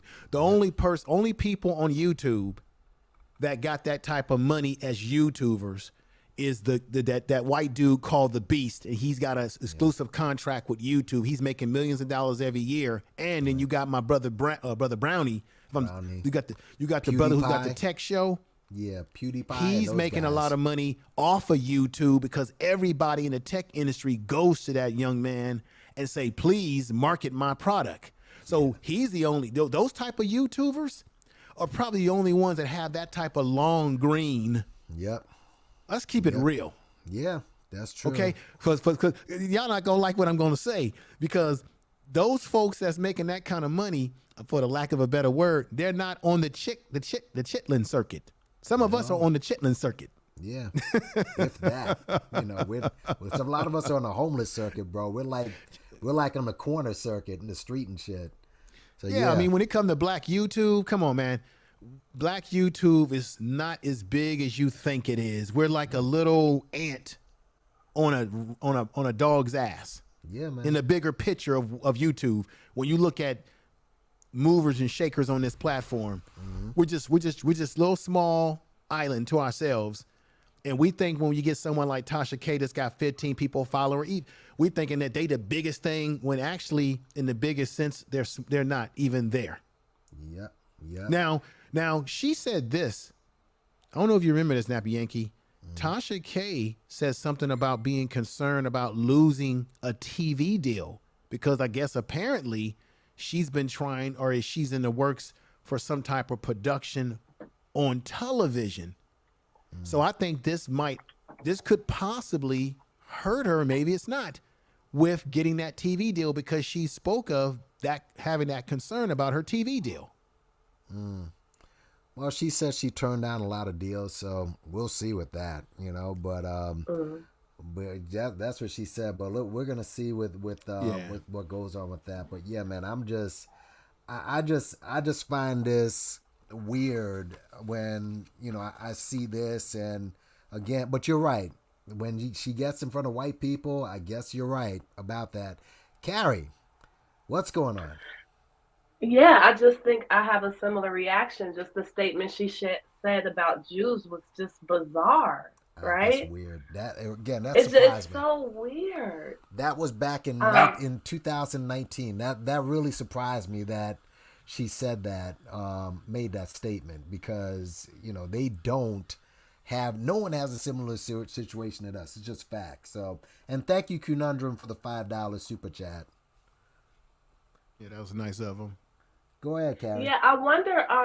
Yeah, I mean, why would they understand our struggle better than us, or than other Black attorneys? I could see even if she wanted to have a diverse legal team, to counteract whatever Black versus white narrative, Cardi B might be implying if her lawyers are any good.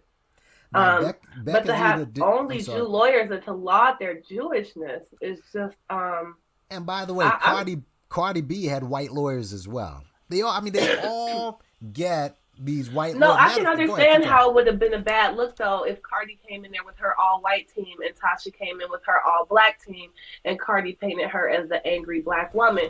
But I can see how the optics might be best because optics do matter, and a Black woman is very pigeonholed in her public image and how she can portray herself.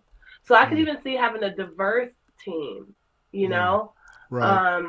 But to laud these Jew attorneys who don't even, this whole thing is just shocking to me. I've never seen such a self-destruct. Right, but keep this in mind, though, my sister. When you look at Black entertainers, athletes, Black people that are in the public eye, you have to realize too that they're installated. They have handlers around it. When you see athletes and entertainers with only white representatives, it's because they have handlers. They have people that say, work with this guy. For example, let's say you have a son, he gets drafted to the NBA.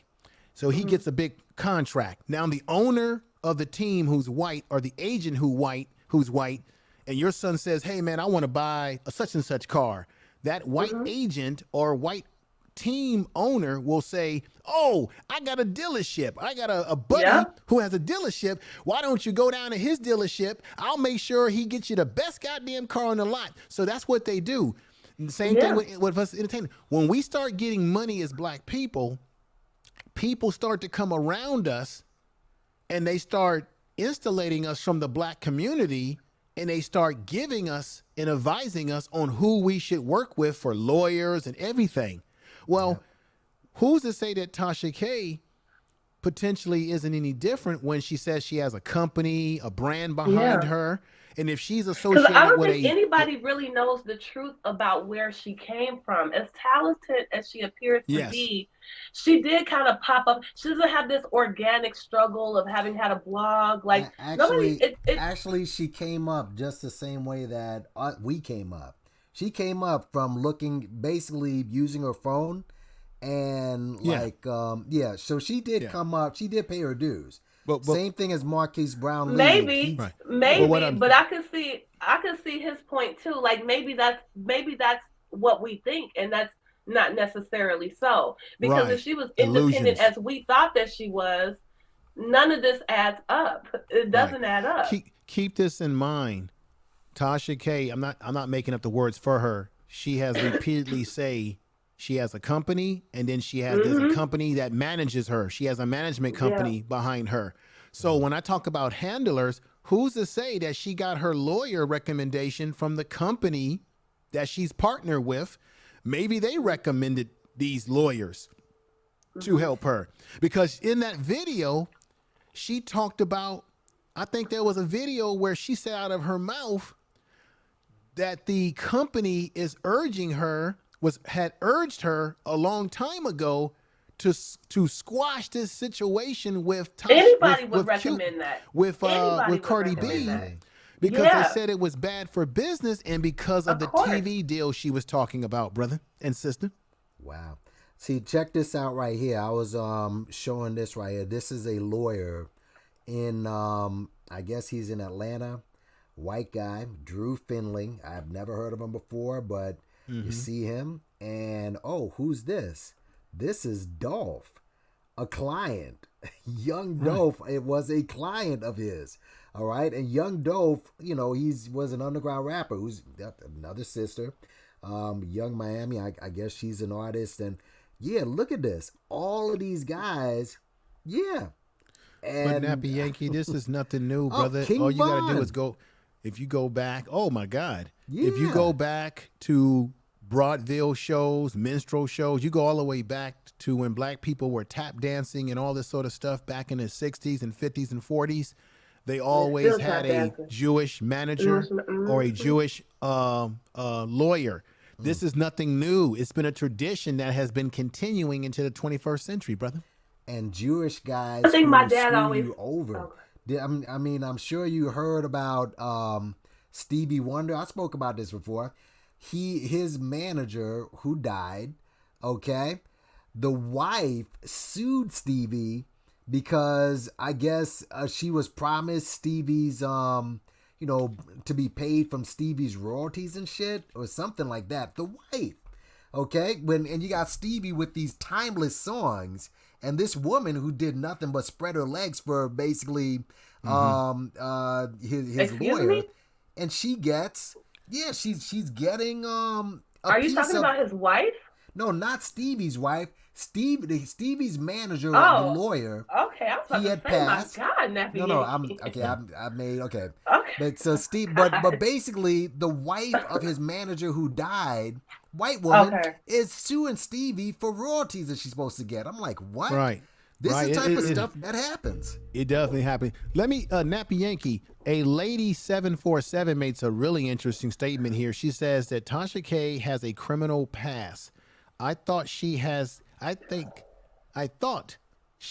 kept the same attorney, or she thinks that she's keeping the same attorney on retainer from those years. So her thoughts is that because she has a criminal past, that maybe these are the same, I don't know, maybe these are the same lawyers since they were criminal lawyers and she had a criminal past, allegedly, because I don't know all those details, according to a lady 747, that those might be the same lawyers that she's rocking with from her past.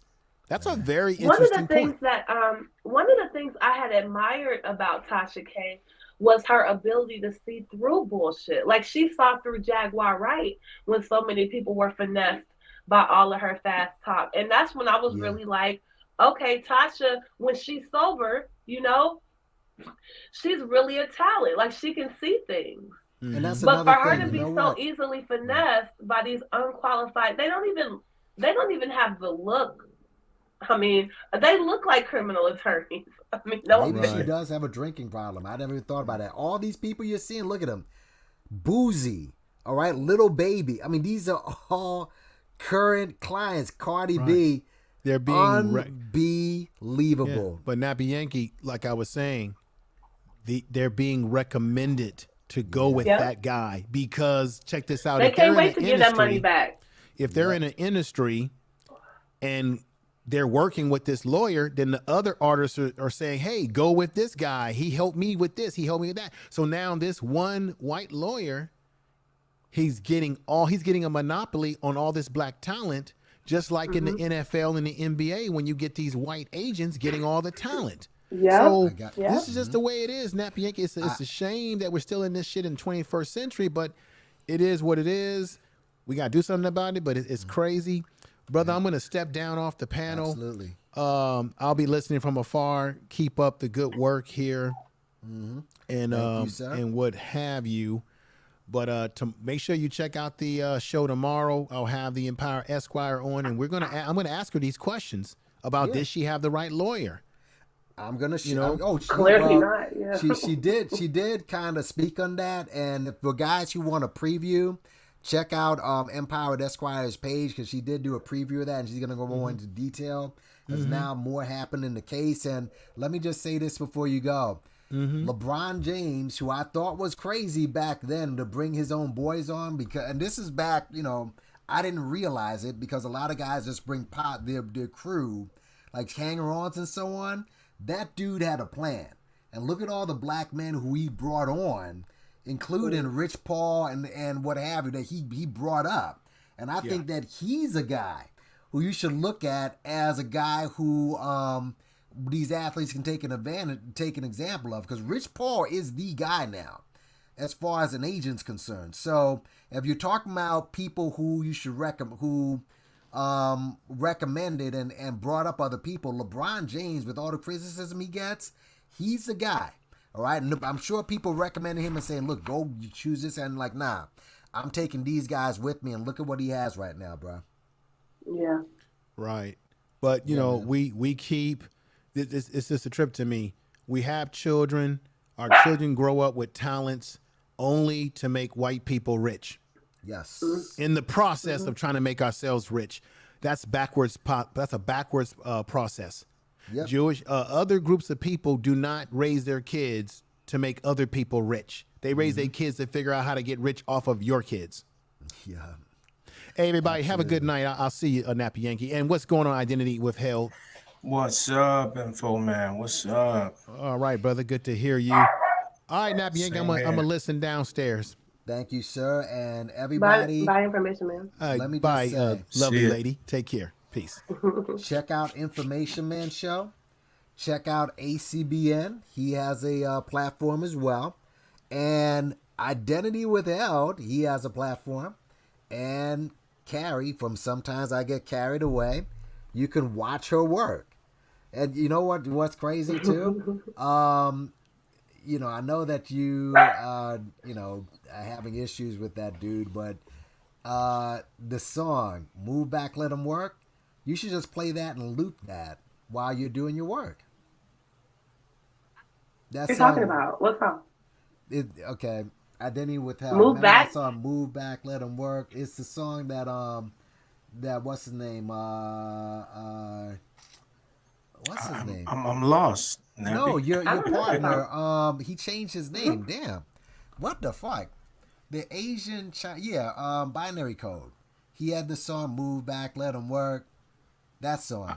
Oh, But I don't. You know, I don't follow binary code. I know, but I mean, He's not you a guys- favorite on these streets, man. You Yeah, know I that. don't know anything about his musical Yeah, but endeavors. there was a song, but I gotta find it. But it's Loaded Luck sang that song. Loaded Luck, he has some movie. Oh, okay. It's I'll called Google Ready it. Rack. Okay. Ready Rack, but it's a nice song. It's a cool song. But yeah, what's up, Identity Withheld, man? Hey, And hey. what do you have to add into this subject of Tasha K? Yeah. Hey, Carrie. So what I wanted to kind of point out is any celebrity, black, white, whatever, and whatever, when their livelihood is on the line, do you really think they give a crap about what color their lawyer is, more so than just if he's a high priority? But that's what's so weird. Tasha K said she was lauding them for being Jews. That's what I was thinking at first. Like, once you get money, you just want the best. You don't give a fuck. But Correct. she went off about them being Jews. So you can't even say that. Well, because I mean, aren't they notorious for certain things? I mean, I'm not not to be No, I feel you on stereotypical, that but it too. is You what it said what I is, was right? thinking. I feel you. I feel you. Here's the problem, though. They're criminal lawyers. Right. It was a But do they win? She thought being Jew was enough. That's the part. That's the You part. can't. It's almost like the lead attorney. Like, she said that she'd never hire the lead attorney. Well, no, not for this, because the lead attorney is a divorce lawyer. Now, if she and her husband get divorced, I mean, would she hire him then? But Well, she might have been just regurgitating the story that whoever got that lawyer in her head, that's what they told her. She ran with it. So I'm not saying she made the right move, but in all honesty, other than OJ, who else actually went against the grain and got somebody that probably the judicial system didn't really want to be, didn't really care. Like, nobody really was watching Johnny. I mean, he was making his moves, but Johnny Cochran, I mean, like I said, other than OJ taking that chance on him, I mean, most of these celebrities, they go people after act like he whoever. was some great rebel or something. I don't get. Johnny Cochran. Hold on, Johnny Cochran. Well, whether it's Michael or Tupac, you forget about that. And basically, and with Michael, unfortunately, Michael kind of exposed himself by paying off that accuser, but he worked with other people as well. And keep in mind. Go ahead. But I'm saying he worked for rich that people. Dude, he wasn't that guy that most people went to, right? Geronimo Pratt wasn't rich, by the way. I'm sorry. Geronimo Pratt. Go ahead, Identity. Yeah, I'm just wondering, just assuming you're in a position you're about to lose potentially everything you got. Maybe not Tasha K's case, but that's a lot of money. I'm sure it's a lot of money to her. But I wouldn't give a damn as long as they can produce. Like I that's not a time that I'm thinking, let me prove my pro-blackness and hire pro-black lawyers in the event that they may be I shunned agree. and turned. We're talking about going into a judicial system of what it is. We all know what it is, what it's capable Right. of, what the limitations are, and you go in there with something that could potentially be against you because you're trying to prove a point that I'm down. Like, I don't give a shit. Whoever wins, that's all I care about. Yeah. Like, Joe I Schmo, I agree. don't give a damn. You got the job. If I'm confident you can win this, I don't care what your background is. Get Problem in there comes and do when your she thinks job. they'll win just But because they're not black. Here, That's here's the the problem, problem. though. Here's the problem with that, though. She did care if they were. Okay, from that statement, she Right. did care about. See, and I've She was heard, That's banking the on that. part. yeah, Yes. and I've heard Well, that a was her lot of black mistake. people say, I can't I believe got she a said that good, in public. yeah, I got a good Jewish lawyer, I got a good That's Jewish wild. doctor.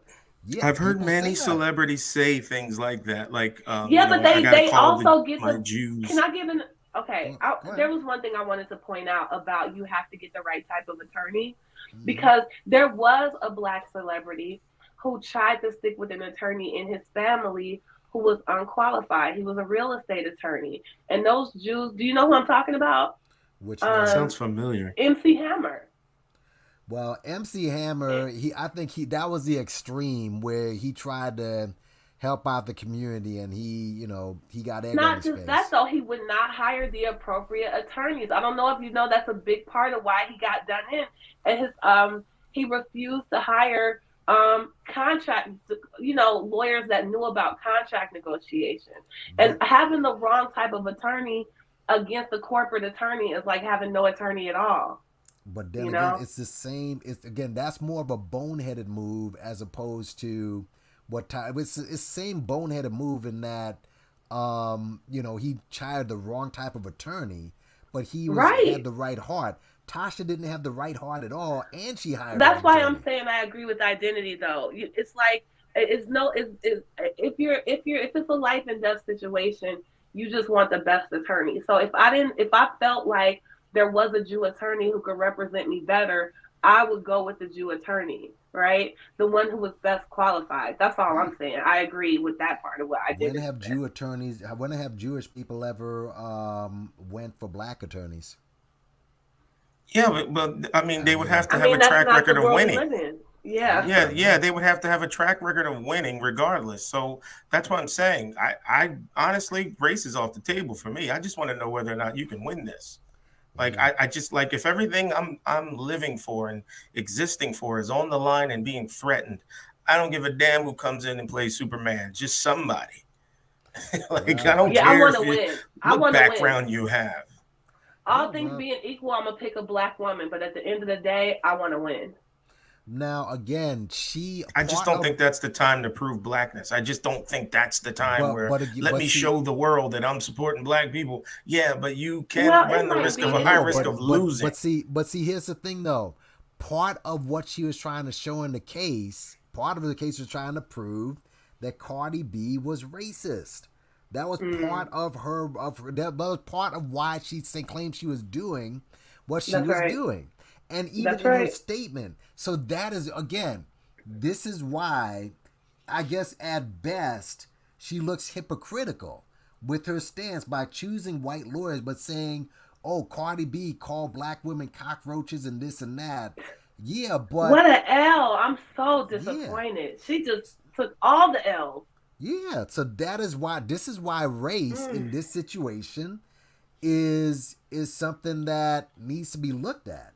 You can't. She's the one who tried to claim how black she was, and then this comes Yes, up. when You it's know, convenient. There's man. something I want to throw in from a woman's point of view, Nappy Yankee. I came up Go here to ahead. say something that might not, well, from a teacher's point of view. Oh, from a woman's Um, point of view, th- well, yeah, from a woman teacher's point of view. I guess that's why all the men ran off. But go ahead. They did, right? And it's funny because I started to come up earlier, but all the men were still talking. I was like, nah, let me be Nah, respectful they heard and let them Carrie, get and it they're off. like, And then they ran from me. yeah, Carrie is like, they heard you. It's like Beetlejuice, and like, yo, I'm out of here. But go ahead. I Well, I don't know stand if my that's. ground. I came up afterwards. I I stand my ground. appreciate that. Yeah, I don't. I never had a room full of men run from me before. What a YouTube is such an interesting space, right? Yeah, man. Go ahead. So interesting. Anyway, so yeah, I felt like there was this like pathologizing of black attorneys for not choosing to do criminal law and like they only want money when it's like black kids be having to take out loans to go through law school. And do you know that there's too many attorneys? Like you can Google it. There's a glut of attorneys. A lot of people graduating from law school, if they're not at the top of their class, they're not able to use their law degrees. They're bill collectors. They're like, a lot of them are working, way below their qualifications because there's too many attorneys. So a lot of black attorneys can't afford to sit around and play criminal defense because they need to pay back their fucking loans. If you They get need money. if you get the chance, listen to the interview that Empowered Esquire TV had with Let Me See Your Transcript. She was kind of talking a little bit about that, where as far as how she was getting compensated. She didn't talk about her personal finance or anything, but just how she was getting compensated. So I know a lot of attorneys personally who went into that field with the best of intentions, and they ended up just being so disgusted by not being able to do any of the good things they wanted. They couldn't afford to be these do-gooders, and the jobs that were paying were like the opposite of what they got into it for. It's a high suicide rate with them too. And I want to say, here's what I want to say from a teacher's point of view, and then I'm gonna get off. Just something that might not have already been said. Is that when kids, that's one of those jobs when kids tell me they want to be lawyers, I kind of gently try to give them other suggestions or try to get them to look at the U.S. jobs charts for which type of law is actually going to be paying money, right? And which type they might enjoy. Because I feel like in the black community, it's not like every kid is all they know is like doctor, lawyer, nurse, teacher. You know what I mean? There's so many different types of professions to have. And I know when I was in college, I had met this one white girl I was cool with, and she wanted to be a gemologist. And I was like, a what? You know what I'm saying? Yeah. And it was like they really took the time, some people with their kids, to find out what their kid is really into. And there's such a child's life is so enriched when it's like, your kid might be into bugs or puzzles or all these things that we just ignore when we should really try harder to expose them to the wealth of like work that's available. Because a lot of times kids are going into law just because they're good readers and they never been pushed to do like other types of things with those skills that are in, that are not so already glutted in the workplace or whatever. I believe that. And to you, Seth Lundro, no, because all he's doing is playing what Umar's saying. Umar is everything he's doing. Now, he might, if Umar decides to go after him and Umar isn't on drugs, then maybe. But he's not the only. If he's going to go after him, he's going to have to go after Tariq. He's going to have to go after Monty. He's going to have to go after a few people who's also level. He'd have to go after me. Because a lot of us and a bunch of people came to the conclusion that this guy may in fact be on some sort of substance. So, but no, he basically plays what Umar says out of his mouth. So I think that's going to be kind of hard to do. And if Umar does that, then he's going to have to basically expose himself to a lot more than what Lennon's ever exposed him to. So no, I don't believe that. Go ahead. I know something about herpes too. that might. Okay. No, I don't. I don't on. have herpes, but like I get tested for STDs before I have sex with somebody unprotected. I've done that for years and years. Okay. And so I've had these conversations with my doctor like over and over again. Mm-hmm. And one thing I know that it's interesting that Cardi B went somewhere and went and got a negative herpes test of all the things she was accused. Because one thing I know, because it's the one thing that always scared me, is that, it's hard to detect herpes in somebody that's not currently having symptoms. There's most of the tests are unreliable unless that person is currently having an outbreak. So my doctor, every time I go in there, she's like, you have to remember that even if all their tests come back negative, they can still have herpes. Well, So all I'm saying is, I know for a fact from what my doctor told me that just because somebody got a negative herpes result does not mean they don't have it. From what that crazy chick and a bunch of people have said that everybody may have herpes. It's just that it's not outbroken. I mean, I've seen certain celebrities, believe it or not, have Yeah, what but I'm seemed talking like a about herpes actual sore. genital herpes. Yeah, a person can have genital herpes and get a negative herpes result. And I know this because it keeps me up at night every time I fuck somebody new. Okay, I mean, I'm so as long. terrified of getting like STDs, and I know for a fact a person could pass a whole STD panel and still have herpes. And I purposely, when I be getting like a new man, I be trying to make them go out in the sun. Well, why don't you? I mean, there's got to be. Listen, if I were you, I'd start reading up on Sebi, because Sebi seems to have a cure for everything. Like that crazy star chick has said. Have you ever seen Rihanna before? I think Rihanna might. I'm not gonna. Who knows? Rihanna may sue this little platform and like make an example of me. But I saw this on Rihanna. I was like, wait a minute here. I don't What? know. You know, how this. This is Riri. Oh, I hold on, no, guess. I wasn't looking. Yeah, so if you have enough, nah, that's not her. I saw another one though, but yeah. So I mean, you don't know. I mean, I guess you got to prove it. I mean, so even if you have it on your face, it doesn't mean you have it, then, right? I don't know. Yeah, because it's like oral and genital, and I know that people, I know that you know you also have to do that visual inspection because even I know this, I know So because you do like club. I I said, mean, it what? keeps When me you up have at night. sex, do you bring a magnifying glass or something with you, or I mean, what do you do? I mean, that's another conversation for another Okay. day. I mean, Yeah, I would there agree. you But go. I do get tested. I recommend people get tested. That's it. So yeah, Yeah, no, it's more absolutely jobs in the get world than tested. doctor, teacher, lawyer, nurse. Was like I wanted. That was my main thing I wanted to say. We need to get in that tech space. Yes. Every All right, I'm get out. We Thanks. tested need and to get so in on. that tech Listen, space. Carrie, thanks I'm gonna hop for off. your input. I appreciate it. You know what I'm Hmm. saying? I definitely appreciate it, and you're welcome anytime. Thank you, Nappy Yankee. Peace. Identity with health. Peace. And make sure you check out her channel. Sometimes I get carried away. It is in my subscription, so you will see it when it goes down. But yeah, man, I think this is very interesting, and the people that are going to be going after Tasha, like I said, a lot of these people who are celebritards who are gonna be mad, gonna say that, oh, she's a liar and she shouldn't be listened to. She's gonna be speaking on the Cosby situation, I'm sure, and Tariq, who protects Bill Cosby, is gonna be going after her. But again, I just showed you guys, all of these guys get white lawyers, all of them. So Is what. that is if you so let's have an honest moment here, Nappy. Mhm. If you are being threatened in that at that level, would you avoid a white lawyer? I would not avoid a white lawyer at all. I'm not.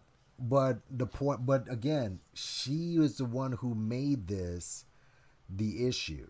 She made it the issue. I just find it. The thing is, I just find it weird that all of these guys, like with Cosby, if we just get on him for a second, he Mm-hmm. was recycling lawyers like we freaking recycle our socks every day. If you do, but Mm-hmm. but I'm like, okay, there's not one black lawyer that and to be quite honest with you, and this is gonna sound real fucked up, you saw what that black lawyer, the defense he used for R. Kelly to compare him to MLK. All right, I mean, some of these lawyers. The thing is, with Empire Esquire TV, she stays away from the emotion, and she stays away from the religion and all that stuff. Maybe Bill Cosby, maybe that was the smartest thing he can do, because if it was a black lawyer, they'd immediately jump under the conspiracy defense. They trying to pull down a black man, and I mean, listen to all the black people who try to defend this dude. They don't even stick with the facts, and even with this, this special that's coming out on Showtime, they can be like, "Oh, they just trying to take down a legacy." I'm like, bro, he was at the Playboy Mansion at the same time Hugh Hefner was at the Playboy Mansion. All right, I mean, it just is what it is. I don't look at his art any different, but what do you think he was doing in the Playboy Mansion? Playing a game of horse? All right? I mean, it is what it is. He was a big star with a lot of money. Chicks were there in underwear and high heels. You know, it's like, "Hi, Mr. Cosby, I'm Jill, and can I suck your dick?" I mean, it's just, that's it. I'm not even like it doesn't matter to me what a grown man does or whatever he does in his spare time, whatever. Look, grown ass man, even if he's married, that's between him and his wife. It is. I can't tell him what to do with his marriage. So outside of all of that, do I have to sit here and ask the question, "Oh, why are you attacking a black man?" when we know there has been quite a few scenarios where he's doing some unlawful things, and I gotta turn my back to that because of blackness. Really, I'm not allowed to speak on it because I don't want the media to see a black man putting down another black man. Yeah, but if this black man's effing up, we can't say anything. Yeah, it's just the celebrity shaming is just insane, and I just, like I said, you're gonna see that with Tasha K. But I just showed everybody they all do pretty much what she did. Becca Zeta, did you have something you wanted to add? Yeah, I just wanted to point out, I had to do something real quick. You're probably the reason that you would select a black lawyer is because you more than likely will be able to connect with that lawyer better. Now, Tasha K made a severe mistake because 51% of the population in Atlanta is black. That means 51% of the jurors would have been black. Right. And as I said before, she probably was going to bump heads, or her black lawyer would have told her, this tactic is not going to work. The white lawyer is probably saying, "I'm getting paid, I don't care." And that's why more than likely she selected her. Add on to that, she probably was directed to select that lawyer. Who knows? Because supposedly her lawyer was a criminal lawyer, which makes no sense why she selected her in the first place. So the real reason that you want to select a black lawyer is because, can you connect with them? Do you trust them?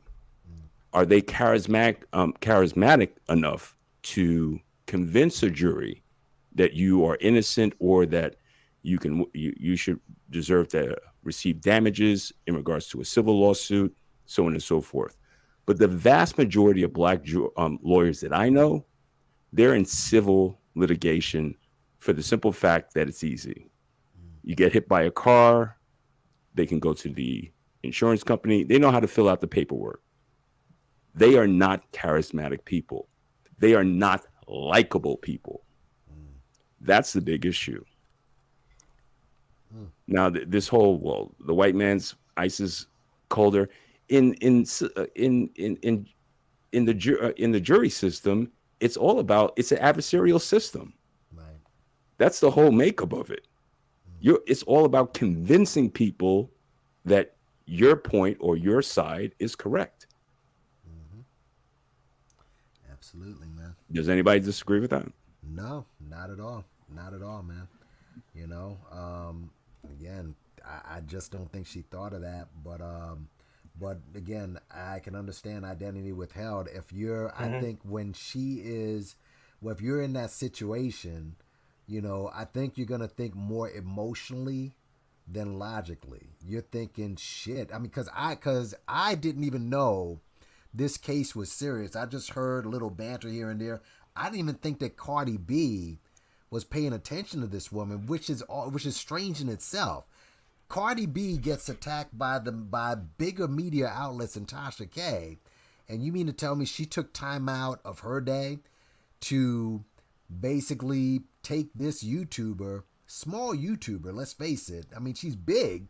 She's got Yes, a but million subscribers. she's Dude. got a I million don't know what you guys are subscribed. talking about, man. No, You, no, you're no, talking no. about black Compare. YouTubers garbage. No, This no, no, girl no, has no. influence. When you compare her to even bigger, like Marquise Brownlee with 15 million and $1 million studio, it's a little different. But she doesn't. But $4 million, it's a lot of money. And I think that either Conundrum or Information Man made the point.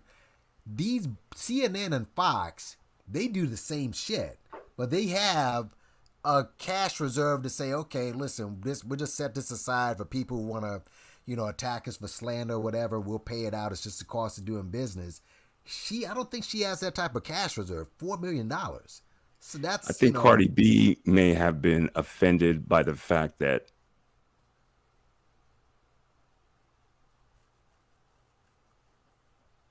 Did we lose him?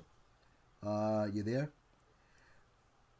But the herpes thing, it was the herpes allegation that killed her. But again, Becca's when you ever come back. But yeah, but I can't take Fox Soul, all right, and those chicks on Fox Soul saying us sisters need to stick together, because Cardi B never identified herself as black and even told people she's not black, and also she's Spanish to some, right? Women. What is she?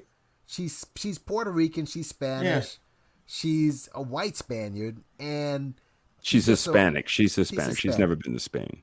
Yeah, so she's Hispanic, but when I hear those girls are like, yeah, we gotta, our sisters have to stick together, I'm like, miss, she's not a sister. She's a Hispanic chick that likes black men, obviously. How many of those girls are black anyway? There's only one of them, Vivica Fox. All the other three are multiracial females. I think maybe Vivica Fox is probably all the plastic surgery she did, which is what would make her, because she's done so much plastic surgery. I'm like, okay, she looks horrible. Black and she's brutal. But yeah, man, it's just. But Becca's you were gonna make a point before.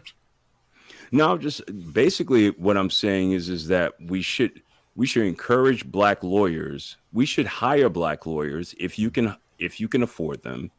But the vast majority of them are not on the scene due to the fact that black people are not, they're not putting up retainers. Some are, there's some cheap lawyers out there, and when it comes to civil litigation, you don't have to pay for a lawyer anyway. But when it comes to criminal law, many of them are doing all these things. They're doing criminal and civil litigation. It's just that the civil litigation side of it, they make a lot more money. It's a real hard hustle. I have a lawyer, black lawyer friends. It's a hard hustle, man. What are your feelings? It's not as easy as people think. What are your feelings towards the Crumps and the Lee Merritts of the world? I mean, these guys are basically civil attorneys that are in criminal law. They are, and they're always on this. Well, they're civil attorneys, basically. They're not criminal attorneys. Do you know Crump? Does Crump do any criminal litigation? I don't think so. Yeah, I thought he did. I know he doesn't, as far as cases. I know he gets money. He wins people. Oh, yeah, because he's an ambulance chaser. Anyone that gets shot down, he's over there by their side and saying that we're going to sue the city. It was his video that video that you saw, that white guy with the box cutter. It was him that I saw that at. So it's like, I guess he wants to jump on something like that and, I don't know, get money. But like I said, when you see that video, you're like, okay, at some point when you got all those cops walking up to you with big guns, just dude, put they could have tased them. They could have tased them. Those cowards, man. It's straight up cowardly. I know, straight but cowardly, again, man. The cops, they are trained to kill. All right, they're not like Steven Seagal. They're gonna not disarm you. They're like, they got the guns. They don't just bring it up there for a fashion statement. They're gonna use it. So you thought it was okay if you were someone, let's say they were indicted because they didn't take other precautions. They didn't utilize any other way to disarm this guy, and you were in a jury. I know the DA is not going to indict them, but especially not in Tennessee. But you wouldn't convict them? No, I'd convict them. But again, there's just when you're there running up on cops and they're all walking up with you with guns. I mean, really, how is not one or two cops, even if he has a box cutter, you can find a way to disarm him? But like, it looked like 10 or 12 cops with rifles and all. It's like a firing squad. I'm like, bro. That this is why we have to defund the police. This is why we have look at this nonsense that happened in New York with these two incompetent police officers that went into a back room. Didn't the mother told him that this guy was dangerous, even though she didn't alert them that he had a weapon. Why did they go into a back room without asking the guy to come out? The police trained because they were incompetent. A lot of people. But we got so much propaganda out here. We've got so much propaganda and absolute immunity that these guys are receiving that no one's questioning this.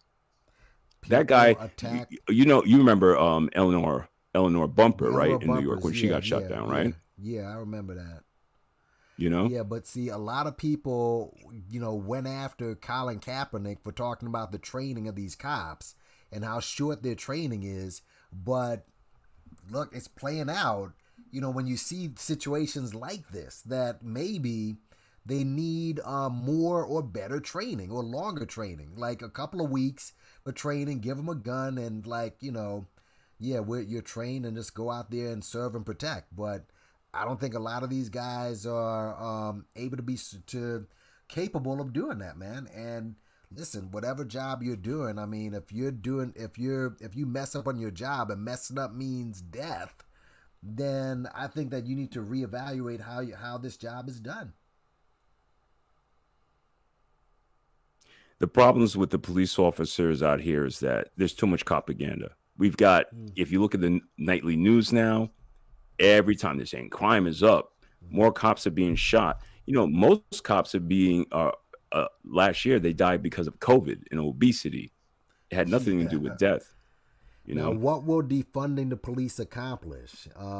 Just call me KG wants to know.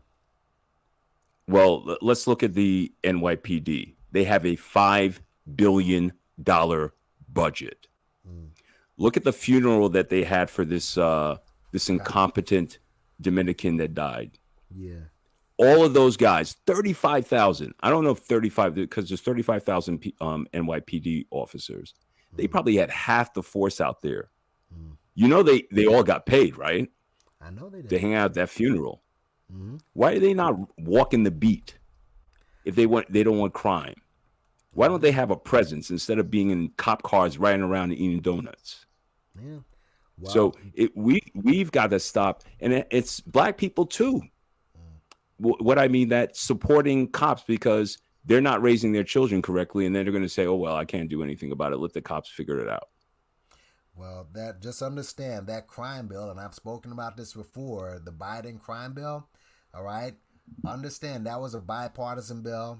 A lot of people from the caucus, the Congressional Black Caucus, they were behind that. And who are the people who put the Congressional Black Caucus in position? The Black Church. Almost all of them are backed by Black churches. And when you talk about the Biden bill, I understand that, but all of those, if you just read up on that bill, how many different people were involved in that? They were from both sides.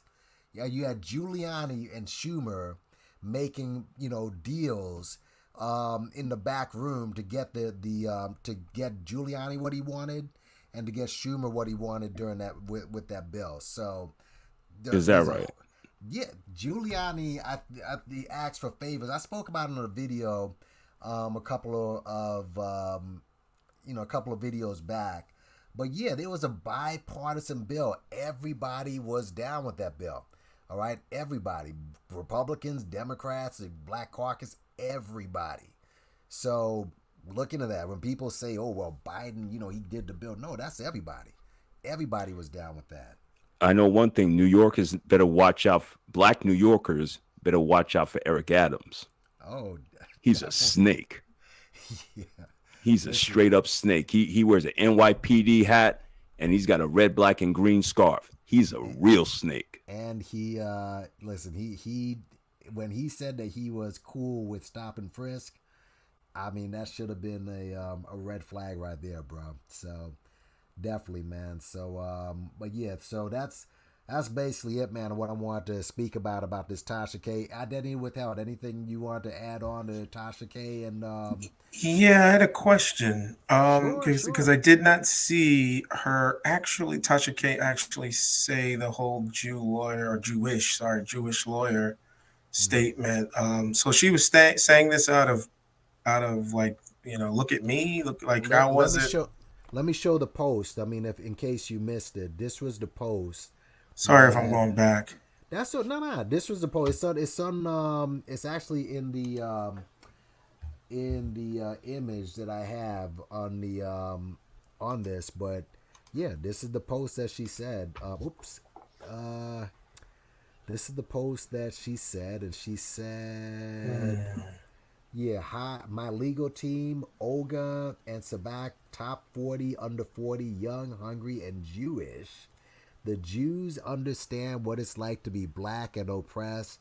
Never lost a case. Litigation is what they do. Countersuit coming in 5, 4, 3, 2, 1. The smoke will come. That's her hashtag, Unwind with Tasha K.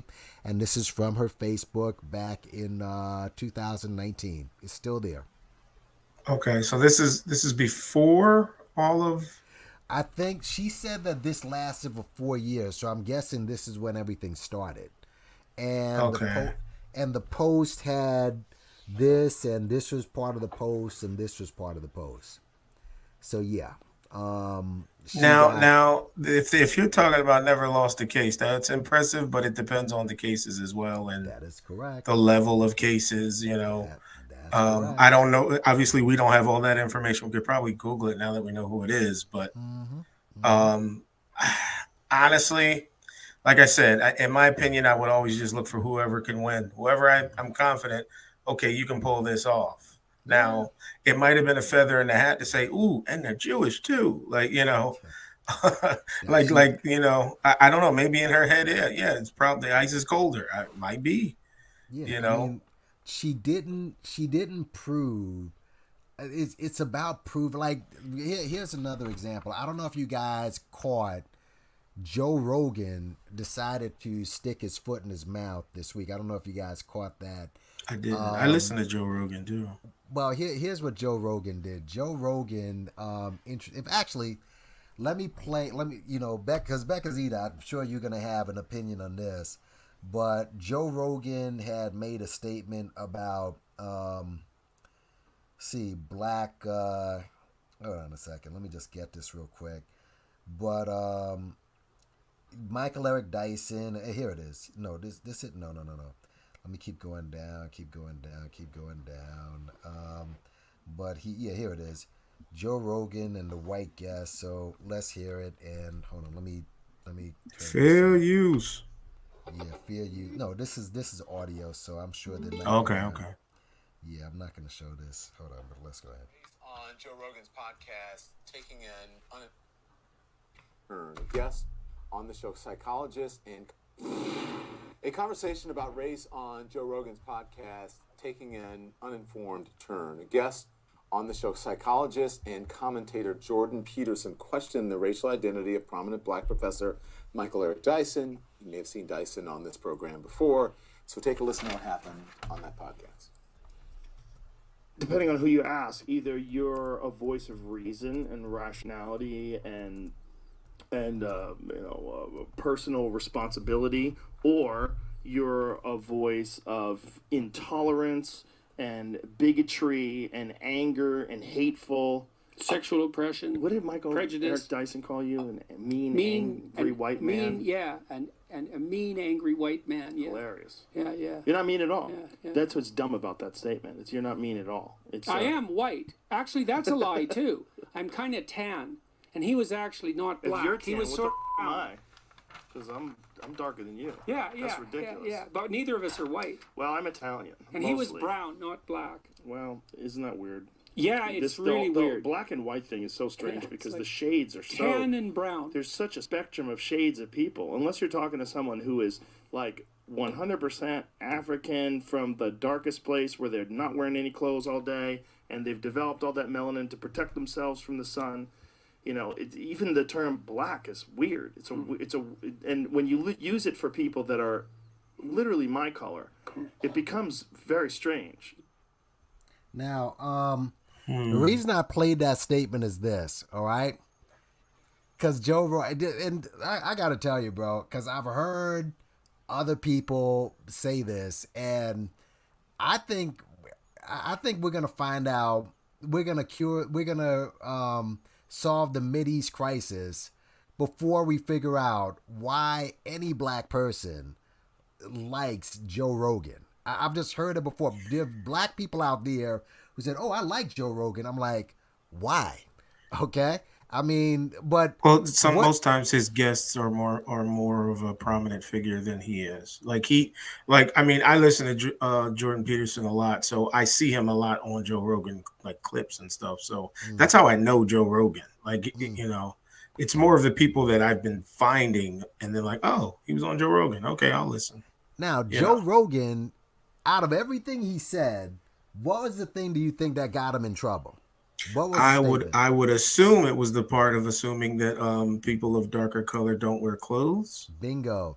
Now, just like with Cardi B, you got to prove, Tasha got to prove, oh, she has herpes. Joe Rogan, and you know, the video isn't finished, but Joe Rogan, from his statement, you got to prove that Africans don't wear clothes, because you know already what connotations that brings. Here he is, a full white man, saying he's not really white, and that Africans, well, if you're somewhere that they don't wear clothes, we know what most of his audience consists of, and we know what connotations it has, right?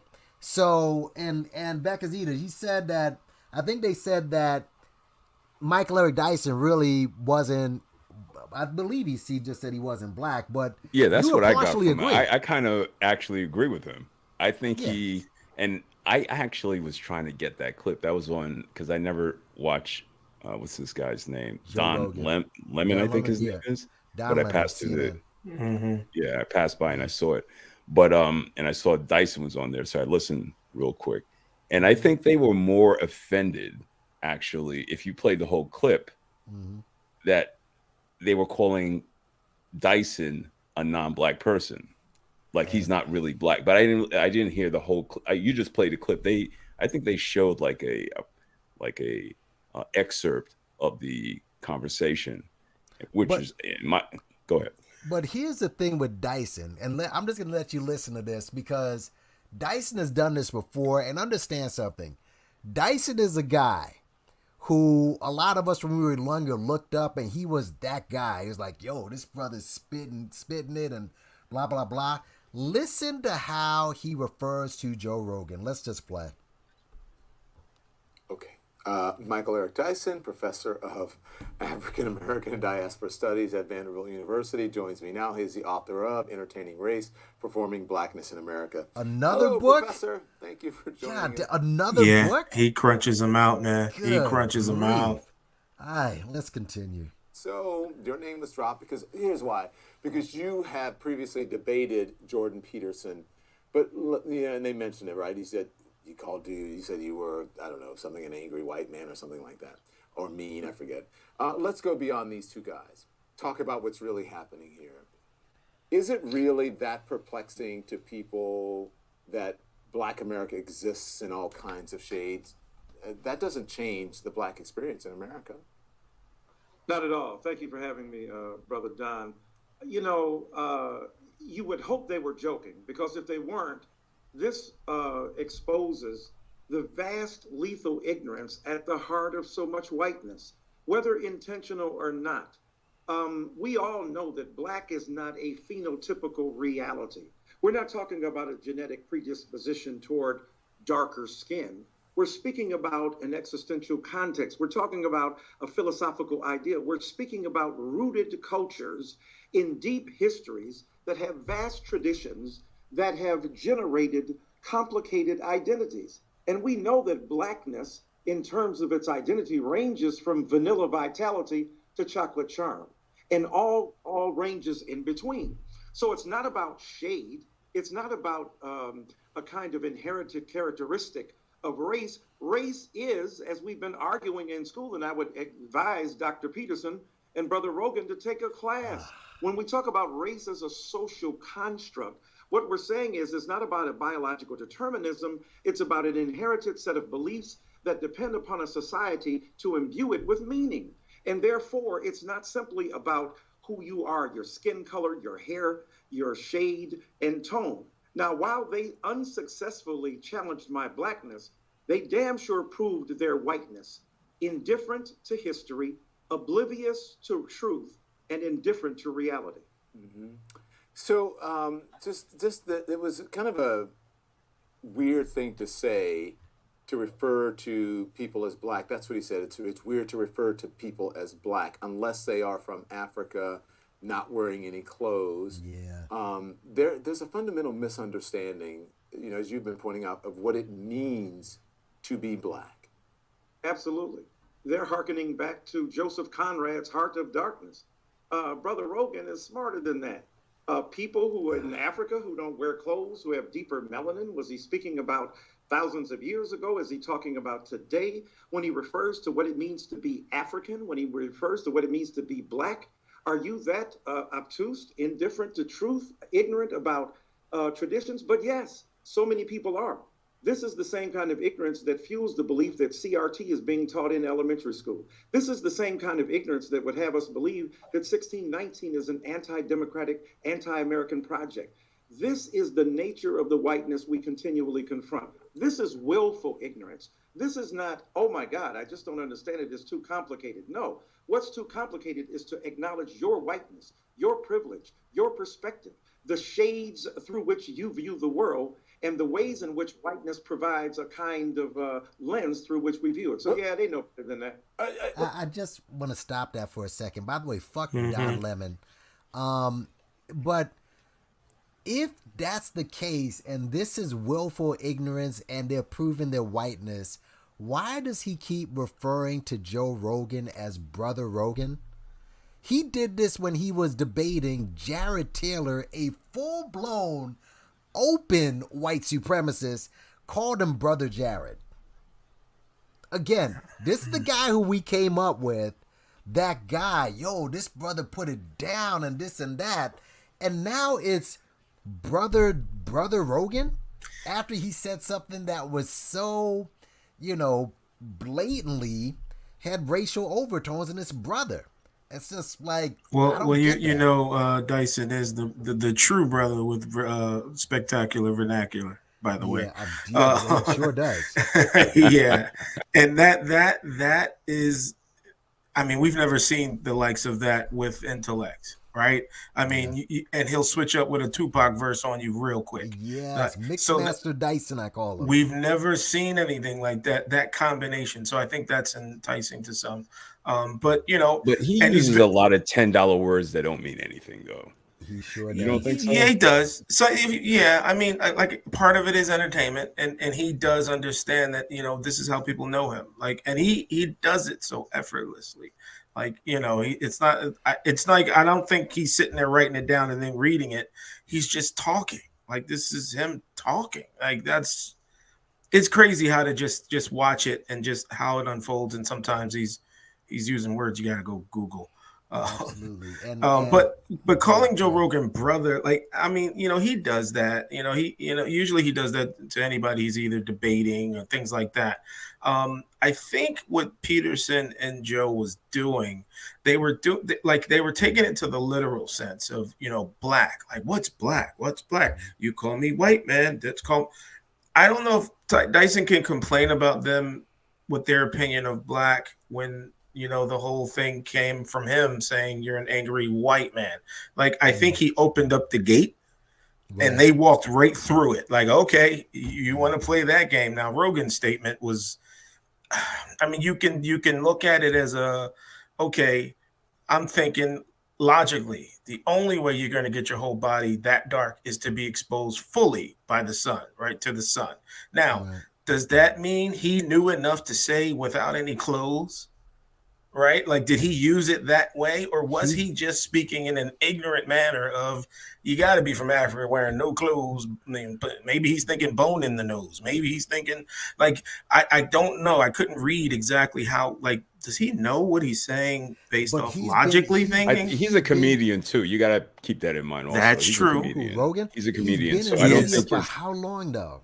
he is. no, He but is, that he was is his like his punchline. But he didn't do it in a comedic fact. I'm not defending Joe Rogan. I don't like right, Joe Rogan. right. But And Peterson's another one that he really doesn't have a sense of humor. He's very dry in that aspect. So to be honest, that's probably the look. He's smiling, like he's usually not like cracking jokes in that manner. I know he knows he's being literal with the black term. You know, hey, they're not black, you're brown, you're tan. He's being very specific and literal, but he really doesn't have like any kind of funny bone in him. He's very like I want to say soft, but he's very into much like what's going on, feeling and emotion, and he knows how to articulate that. But he's not a comedian. He's not funny. I think that's probably his attempt, and to be honest, because he doesn't really know. I That's not think his Jordan speed. Peterson is actually funny. He's a clinical psychologist. He studied evolutionary biology. These He guys are doesn't not stupid. crack. No, not stupid, but I don't think Yeah. he has that funny. I don't think he has that. Okay, this is going to be a joke and it's going to hit. I've been watching him the last 2 years, and I've noticed when you're listening to him the way I listen to him, as far as all of his, his different interviews and things like that, he's very specific on making sure he goes as deep as he can with a conversation. And there's like no funny line in it. It's just, if something in there is funny, I don't think he meant it to be. It's not his purpose. He doesn't do it. That's not his style. So to see him do this, it's different. I thought it was a little weird. Like, why is he talking like this? Like, I've never seen him kind of go off the cuff and be so I specific. think what he was trying, and I think my point is really, it's a strong point, is that these guys are trying to indicate that Dyson is not a African man. If you ask them if they're European, Joe Rogan and Jordan Peterson, they're going to say that right away. Yeah, we're Europeans. I'm from Italy. I don't know. If you told Mike Dyson that he wasn't black, Becazita, he'll look at you. He'd kill me. Like you have 3 heads. He'll That's like 99% of his catalog is about black struggle, and like, dude, you know, everything would have to be wiped out if you were actually not black.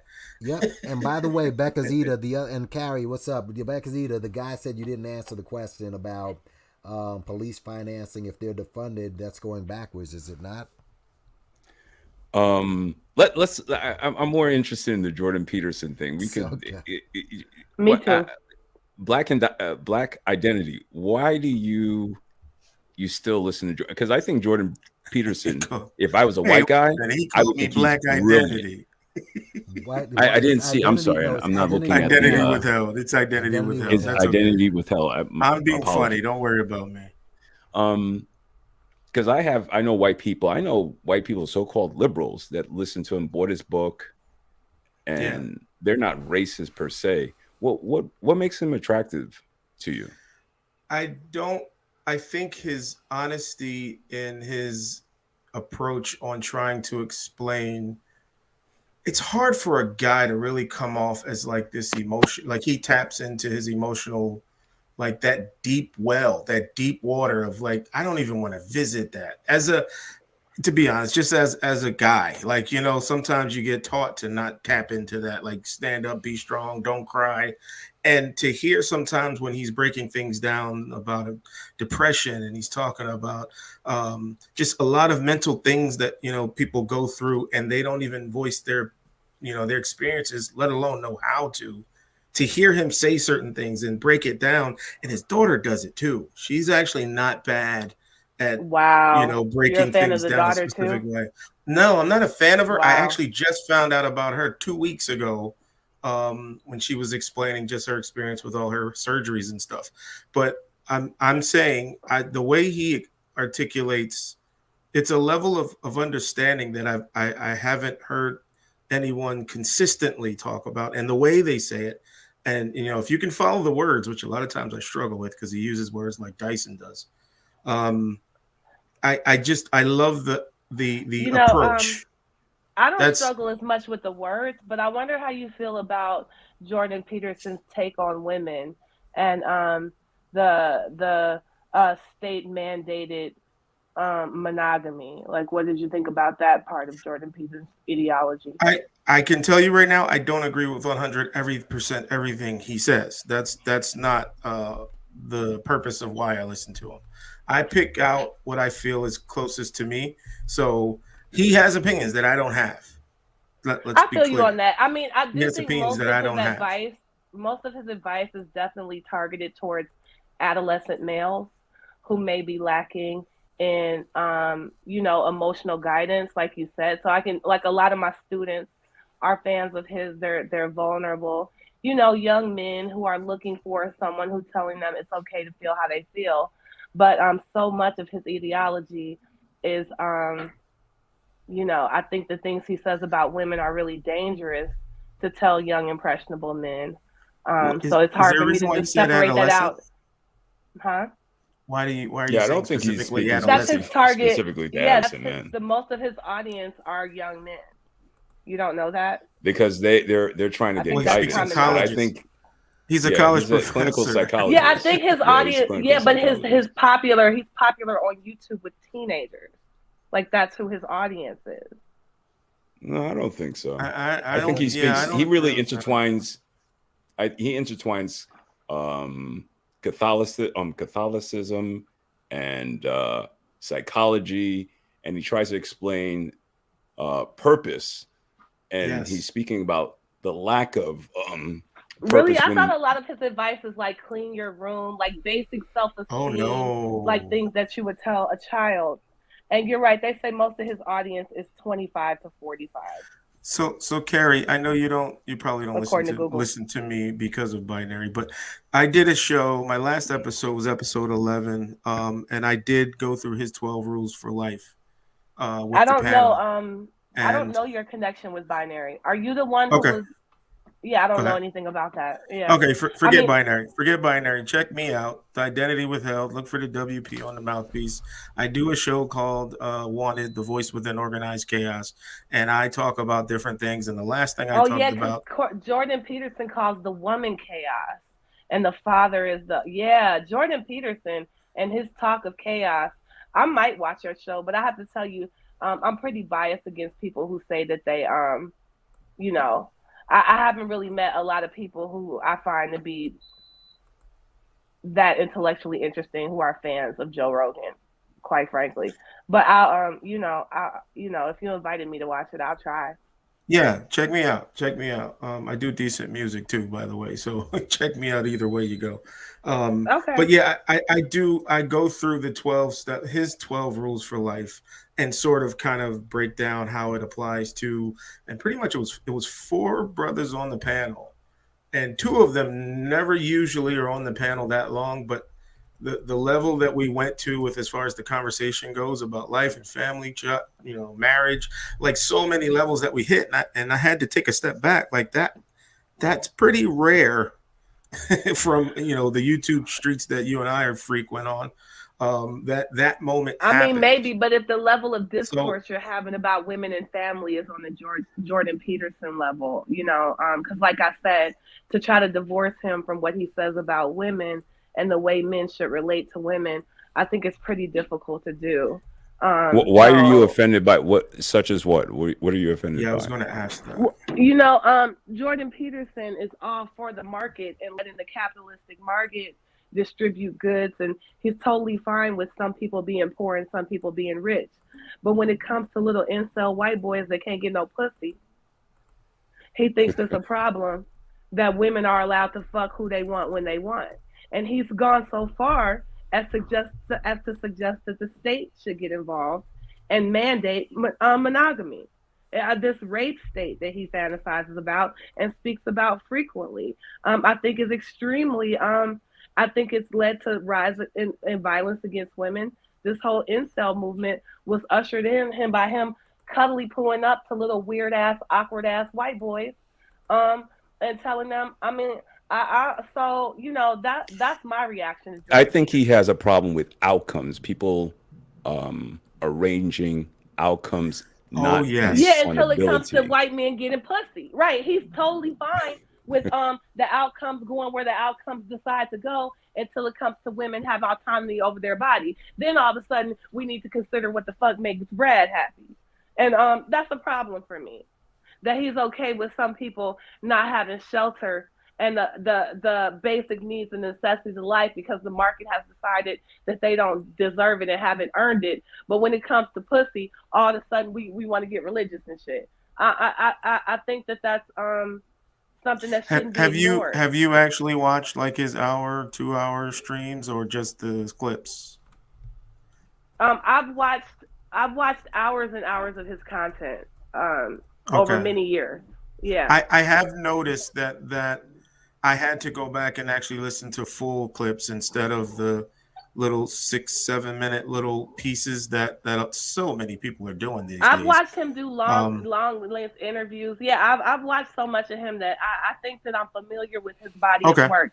And Okay. like I said, his little pathetic little advice he gives about standing up straight and cleaning your room. I mean, yeah, he does say some things that would be helpful to a troubled young man, right? But it's all garden variety, like, self-help bullshit. Where he's different is his stances on women and the role of men as it relates to women, and that's where the problems lie. Yeah, I can't tell you I'm familiar with that thread that you speak of. I can't think Well, I maybe think I'll I watch think his I am show and then familiar do with one it in because there are a response. lot of Yeah, I'm gonna clips watch his show. on YouTube with him debating females about outcomes and why women, for example, there's a wage gap and why women are making less than I men. agree And with he his points point out about that. that the Yeah. reason that I women make agree with less that one than too. men is due to the fact that they usually have kids and leave the workforce while men are working supposedly 80 hours, for example, at a law firm. And this is why they make more money because they're working more hours. Oh, So I heard him say before that women just simply don't negotiate in the same way that men do. And there are things he said that I can agree with. There's things he says that I think every reasonable person can agree with. But the problem is all the toxic bullshit he interlaces into very common sense advice and very common sense, like, observations of the way the world works. Um, I'm not a and I'm sorry, but Peterson advocate, by the way. I'm not a Jordan Peterson advocate. I just Yeah, listen you to him. do know that common sense isn't common, right? Yeah, that's true as well. right. Well, like I said, that's the danger. That's the danger with people like him. They say all of these things like any cult leader. I'm not suggesting he has a cult, but the fact that he says some good, very common sense, very dime store advice, people point that out as if that mitigates the absolute toxic effect he's had on this alt-right white nationalist burgeoning movement, which he has. He has contributed greatly to that with his dumbed down philosophies that are all white male centered. I find him to be extremely toxic I'm and not that problematic. familiar I mean, with. Hitler said a bunch of shit that made a lot of good sense too, but you can't ignore all the problematic shit somebody's saying because they also told niggas to clean their room.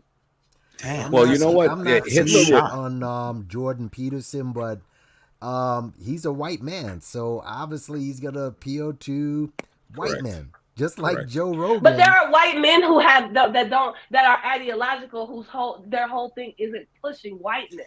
Like Jordan They're Peterson always pushing isn't whiteness. just What are you white. talking about?